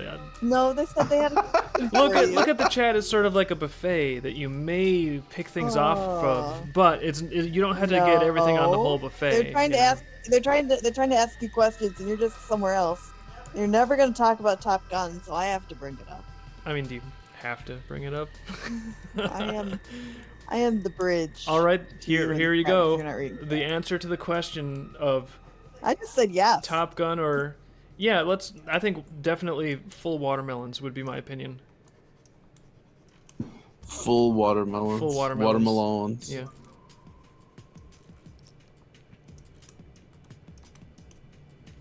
Mamo is Yeah. trying to reach Well, out to you. they did dwell on the Mr. Snake and the bird girl Amy Sedaris played. I don't remember what her name was. All the women had like actual names, but they did dwell on that a little bit. I thought that was fine because that was funny. Like I wanted to see more of that. I thought it was hilarious. Yeah, I thought that was, I think, one of my favorite parts of the whole thing was the relationship between Mr. Snake and the Raven.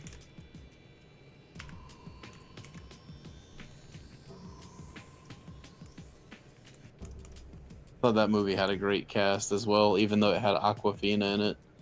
I absolutely despise Aquafina. Aquafina, the water? But she was good in that movie. Voice She actor. was good in the Bad Guys movie. She's the Mrs. Tarantula or whatever. The voice of the dragon from Raya and the Last Dragon. Oh, okay, yeah. That From one. what? She was the dragon in Raya and the Last Dragon.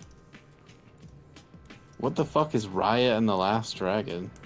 It was a Disney movie that nobody This has to remembered. be recent. Oh, is that the one with like the white like Chinese dragon? It's blue. Yeah, Yeah. it was like Or white blue. and blue. It was a pretty dragon design. Like all the other dragons are like frozen or something. I don't remember. Everyone's getting Like, turned I think I into saw like that. stone statues, and Yeah. Okay. I do sort of remember that. it She had was in that. There's a lot of parallels. I felt like to Avatar: The Last Airbender. Felt like a lot of inspiration. I haven't seen that, so I don't know. No, I mean the I haven't animated. watched that show. The animated show. Did you ever see the animated show Avatar: Last Airbender guy? I did. I know of it, but I've seen like when like little cousins and stuff were over. Sometimes I would see that, but like it always looked interesting to me. But every time I try to like sit down and watch it, it was very like much like for kids in a way that was like it made it sort of annoying to watch. Like Yeah. they would just explain and spell out everything. And I was just like, oh yeah, give me some credit. But then I have to remember that it's like for 12-year-old kids. I think it was on Nickelodeon or something. Yeah, it was on Nickelodeon in I think the early 2000s, something like that. Yeah. So I never like could get all the way through it. But what's wrong with Aquafina? Yeah, she certainly has a unique voice. That's one way to describe that. Yeah. I don't know. I find her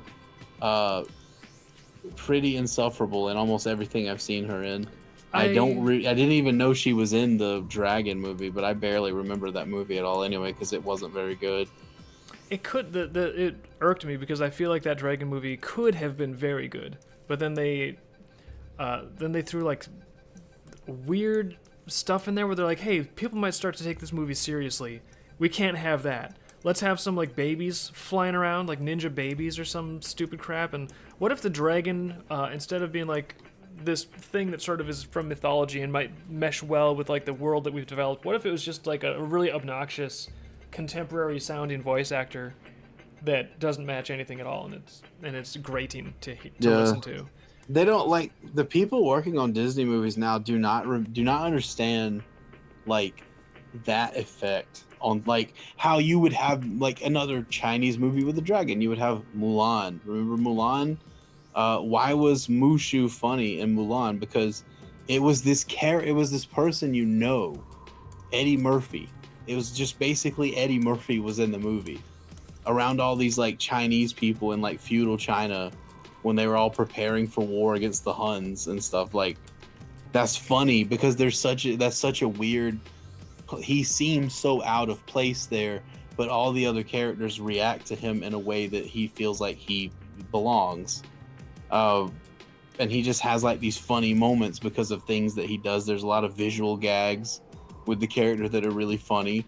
And Genie, it was Robin Williams. Basically, Robin Williams is just in this movie with all these people from like the ancient Arabic caliphate that are like guys like trying to basically take over the world with the power of a genie. Yeah, see, and that for some reason, like these movies you're describing, that completely works. Like the anachronism, like the taking, like, oh, here's a celebrity that I totally recognize, haha, and they're in this movie where they don't fit at all.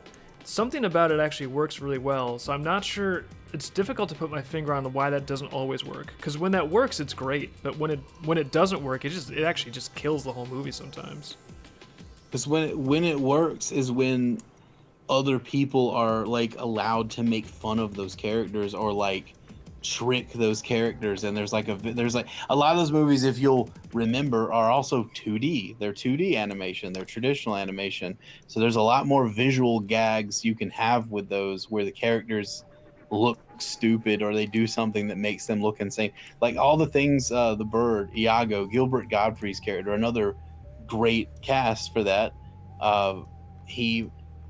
There was lots of times where he'd get like stuck in a door or something like that. That was funny just because like everything that's got nothing to do with the story. It doesn't do anything with it. It's just a funny thing that they can like hang on to for a second in the movie. But they don't do that with like, I don't remember anything. I don't remember that fucking dragon in the Raya the Last Dragon thing. I don't remember that fucking dragon doing a single thing that was funny. And they gave her like an Elsa face from fucking Frozen. Because they were afraid for whatever reason. They didn't, oh, well, we don't want the dragon to look stupid. Like, why not? Yeah, it does seem like they sort of tried to hit some kind of they wanted to have their cake and eat it too. They wanted the character to be like, oh, this character's like so like modern and crazy and irreverent and like a comic relief. Wow, let's laugh at this character, but let's not laugh at her. Actually, let's actually take her very seriously. Also, they also tried to have like really emotionally serious like story arcs relating to this dragon. But again, they did that with Genie in the Aladdin movie pretty effectively. You know, when he was like, oh, I really want to be free. Like, they gave him some emotional seriousness, but they also weren't afraid to just like completely make him like the butt of the joke, like the object of humor. So there's if you'll notice in a lot of those movies also, those are side characters. Yes, They're characters that everybody remembers the most about from the movie, but they're still, their role in the plot is not to be like a main player. They are something that is there to set the scene, and they do a great job at doing that, because they set the scene that yes, this is ancient Agrabah, but there's also a guy doing Rodney Dangerfield impressions, you know, like yeah, they were sort of like they there's added also this stuff. It's like they were the flavor, they were not the main course. They were like a fun little side dish. Right, yeah. But when they're trying to do some of these things now and make them like, even in Shrek, like I forget often that it's Mike Myers that plays Shrek. The Shrek movies are like my favorite movies. Like I love them so much. And even in Shrek, they got a celebrity, you know, to play the main character. They got Mike Myers. Wait, what? I was thinking Eddie Murphy. But they got Eddie Murphy to play the side character. They got Eddie Murphy to play the donkey. They got John Cleese and I can't remember who the woman is who plays the queen. I always want to say it's Prunella Scales, but I know it's not her. But they got John Cleese to play the king. The king, I think, dies in the third movie. He's only there for a very short time, as far as like the 4 movies are concerned. Really? I thought it was John Lithgow. They got these. John Lithgow, no, the king of Far, Far Away, not Far, Far. Oh, gotcha. Yeah, they got John Lithgow to play Farquaad, though. That's funny. That's very funny. You know that they got him for that. There's just all these people that are in these things as like scenery, basically, that are, you remember them a lot more. Like, do you remember who played Jasmine or Aladdin? They're the main characters. Do you remember who played them? I don't, but I remember Iago, and I remember no, wait a minute. Robin Williams. Yeah, but Hazen, that's because originally they were always looking for voice actors based on talent that were not heard of. Genie was the first one where they got Robin Williams that really broke up the idea of a celebrity doing a voice in movies, and Robin Williams was the first one that kind of opened the door. Now they do it all the time here to bring in an audience. I'm gonna say too. I mean that's one thing about like the Genie in the Aladdin movie and stuff is as a kid I didn't know who Robin Williams was. Like I didn't know who any of these actors were. I didn't know who Gilbert Gottfried was. Like I think it's fully possible that my absolute introduction to them, like my first experience with them was just watching Aladdin.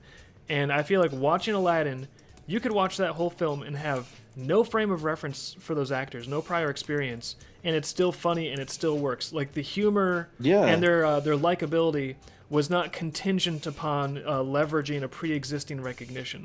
And I feel like with a lot of the more contemporary stuff, when it doesn't work, maybe they lose sight of that. Like it's like, hey, this character isn't is that like, interesting? Oh, yeah.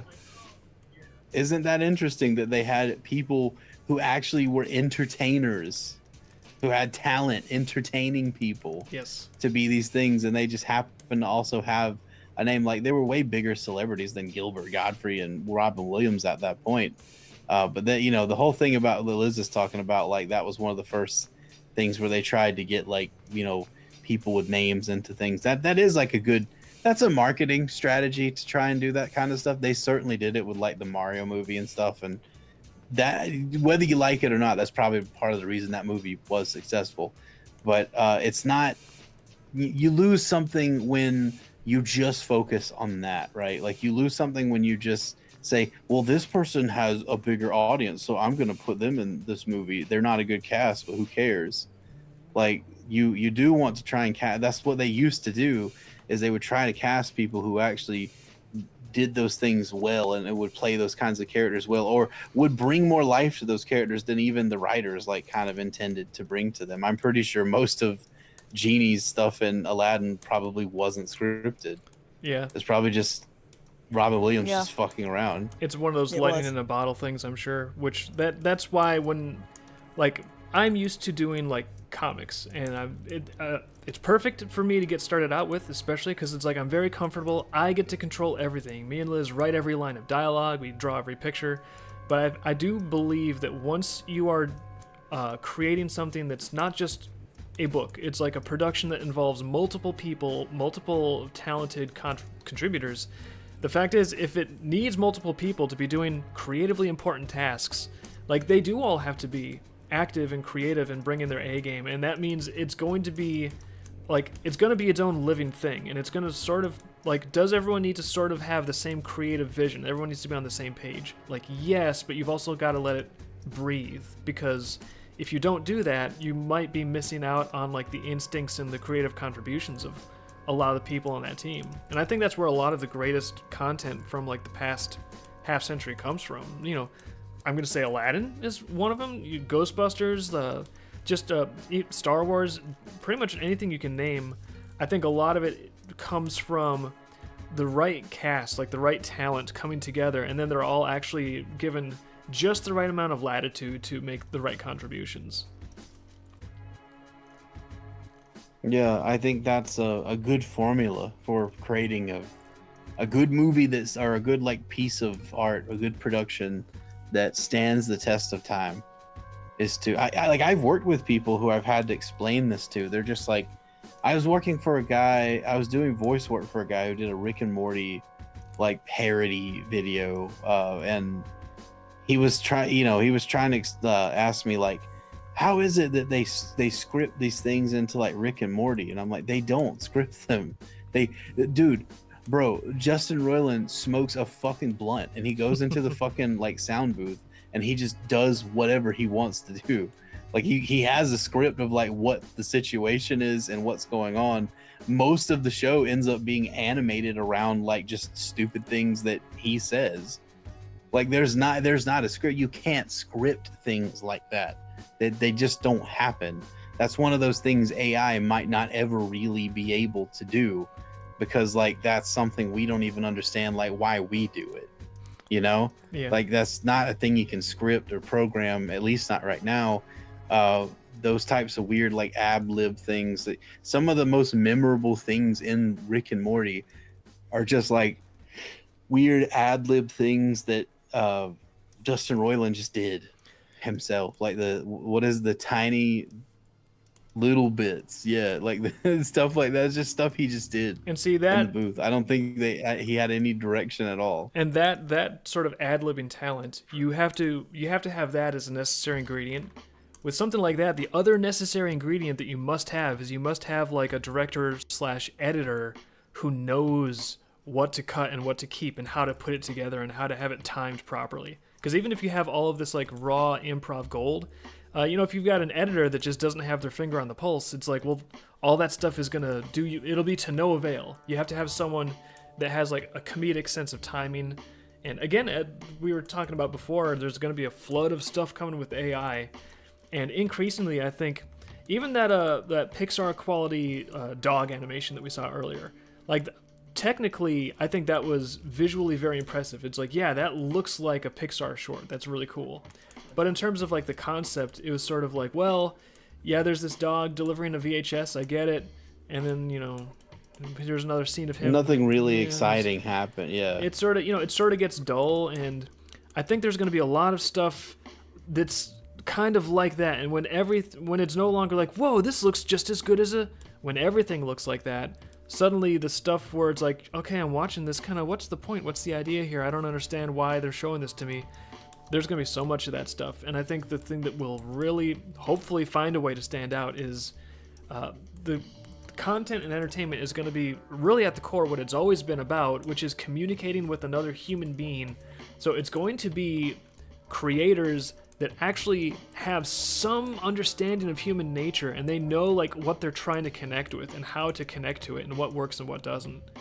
That's like, there's gonna be those people that are empowered to make great stuff. And again, I just hope that there's some kind of a mechanism where the people that would enjoy that content are able to actually find it, because it's gonna be like trying to find a needle in a gigantic haystack. Yeah, people are gonna get an audience like curating content, and like you're just gonna have to make sure those people see whatever it is you're making. I feel like that if you want to get seen. It seems like that hasn't really worked out in the comic market, at least, though. Like when I try to think like, okay, who's out there curating content in the crowdfunding market? Honestly, I cannot think of anyone.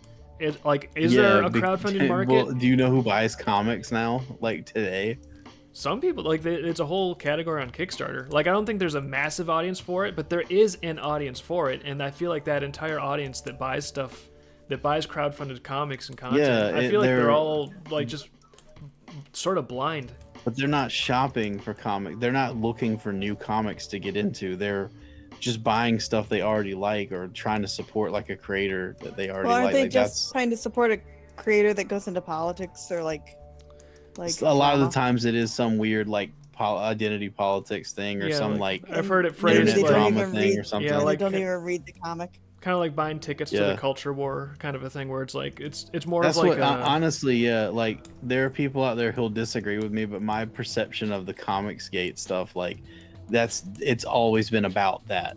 And every time I say this, somebody gets their feathers in a bunch about it. But like, please, come on, that's what it is. None of those comics are good. Nothing about that is good. That Cyber Frog and all that other stupid shit, like it's just tickets. I remember you when just I was don't like when Comicsgate was like bouncing around like years and years ago. At one point, I literally just straight up asked on social media, I was like, "Hey, the Comicsgate seems like this stuff is really selling well. Does anyone know if these comics are good?" And no one had an answer for me. Although no one cares. Dave, yeah, no one's. Which, by the way, then years later, I heard somebody say that you were Comicsgate Dave, and I don't even know what that means. Oh yeah, no, I've seen people take that tweet where I was like, "Hey, these things are selling really well, but are any of these comics good?" People took that question, and they were like, "Look, see, David supports Comicsgate. He's a Nazi. He's a Comicsgate supporter." It's like, okay, I was asking if they're good. I was not asking, getting an answer. Are these not good? giving them money. But there was no one to answer the no one- question yeah. of are these good? Which I guess for most of, probably for most of the Comicsgate stuff, that question was not relevant to the customers. So fair enough. But I'm just saying, no one is buying those comics because they're good or bad. yeah.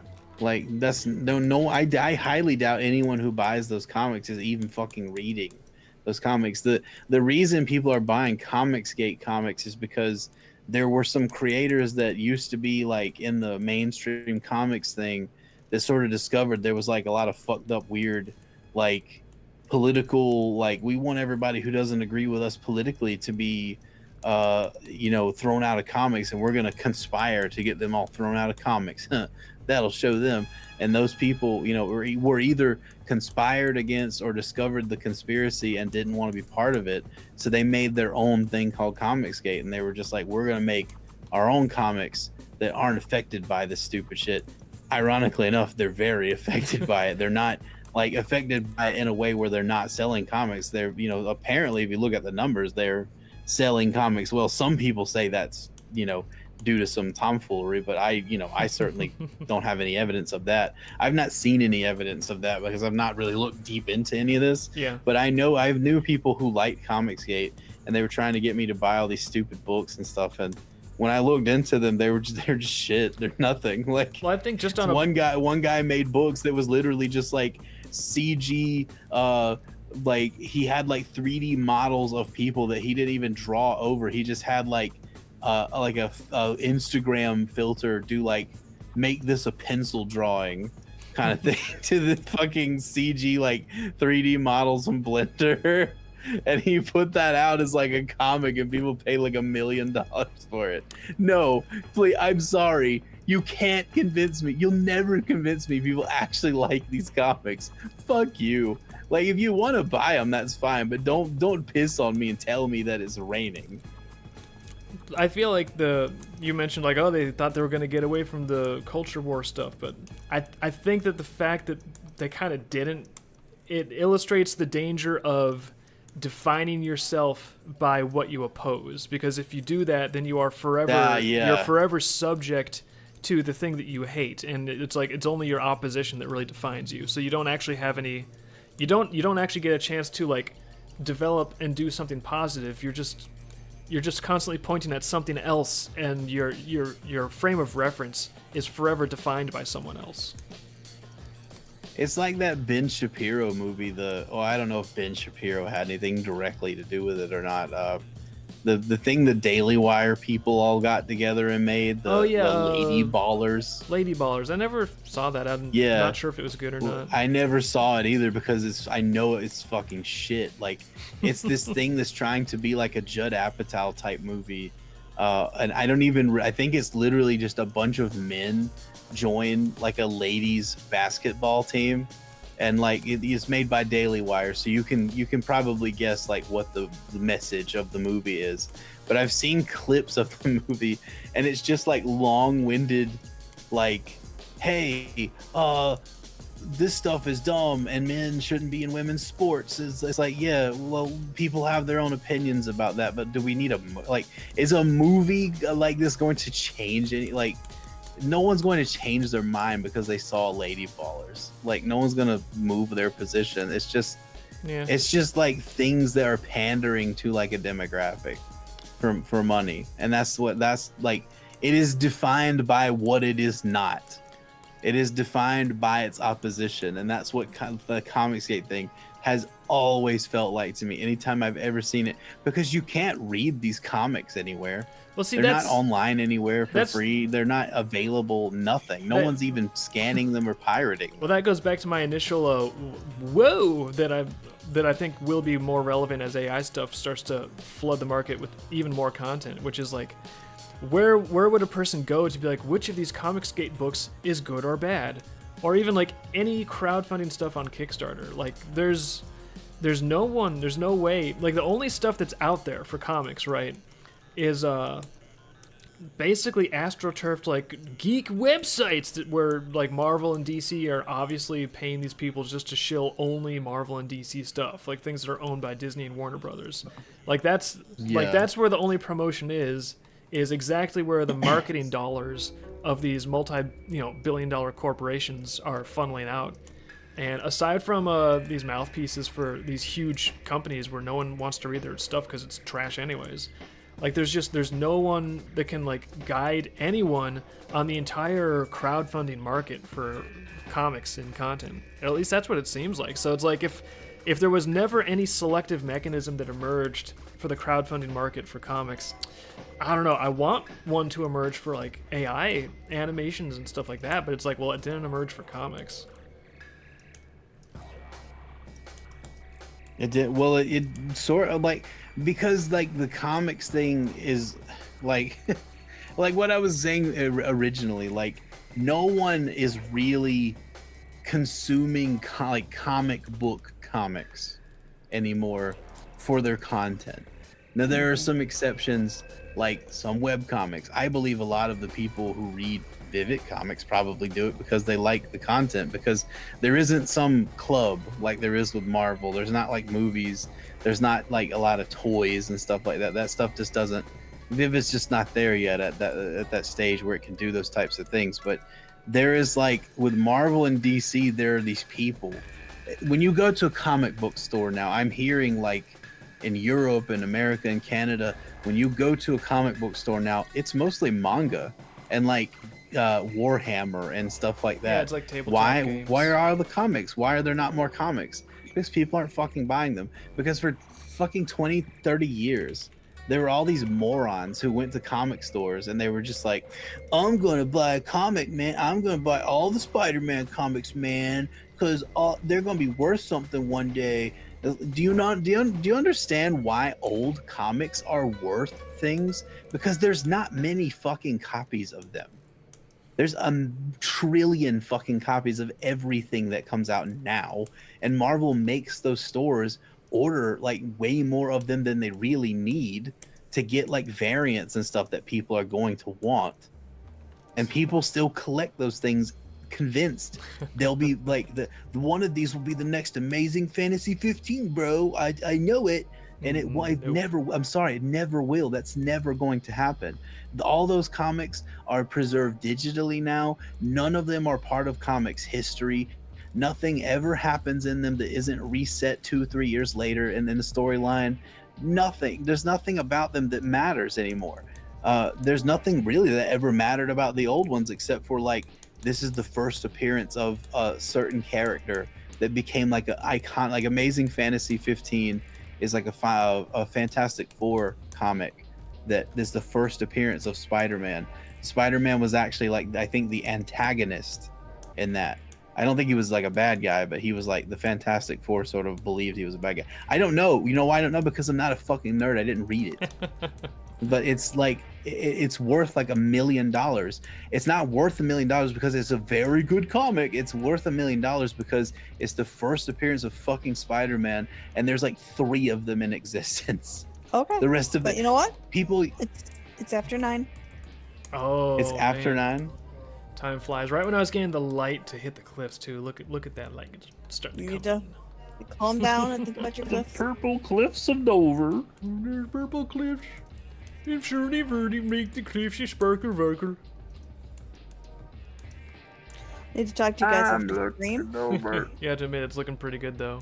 But yeah, it's 9 o'clock. So I guess that's about it for tonight. If there's any more questions about Top Gun versus other movies, they'll have to wait for next week. Thank you guys for watching. It's been really fun. Now, if you want to draw Hazen getting beat up by your persona, now you know how to draw his persona, and it will absolutely translate well, and everyone will know what you're talking about. So, Hazen, you can... Yeah, certainly. When people are exchanging pics of their persona and you are burning with jealousy, now you have something to slap them back with. You can, like, share this bad boy. Finally, just what I always wanted was to show someone this. Yeah. You now have the power. Well, thank you everybody for watching. Get on the newsletter if you're not. We're gonna put out an announcement about the Halloween fan art contest. Get on the newsletter.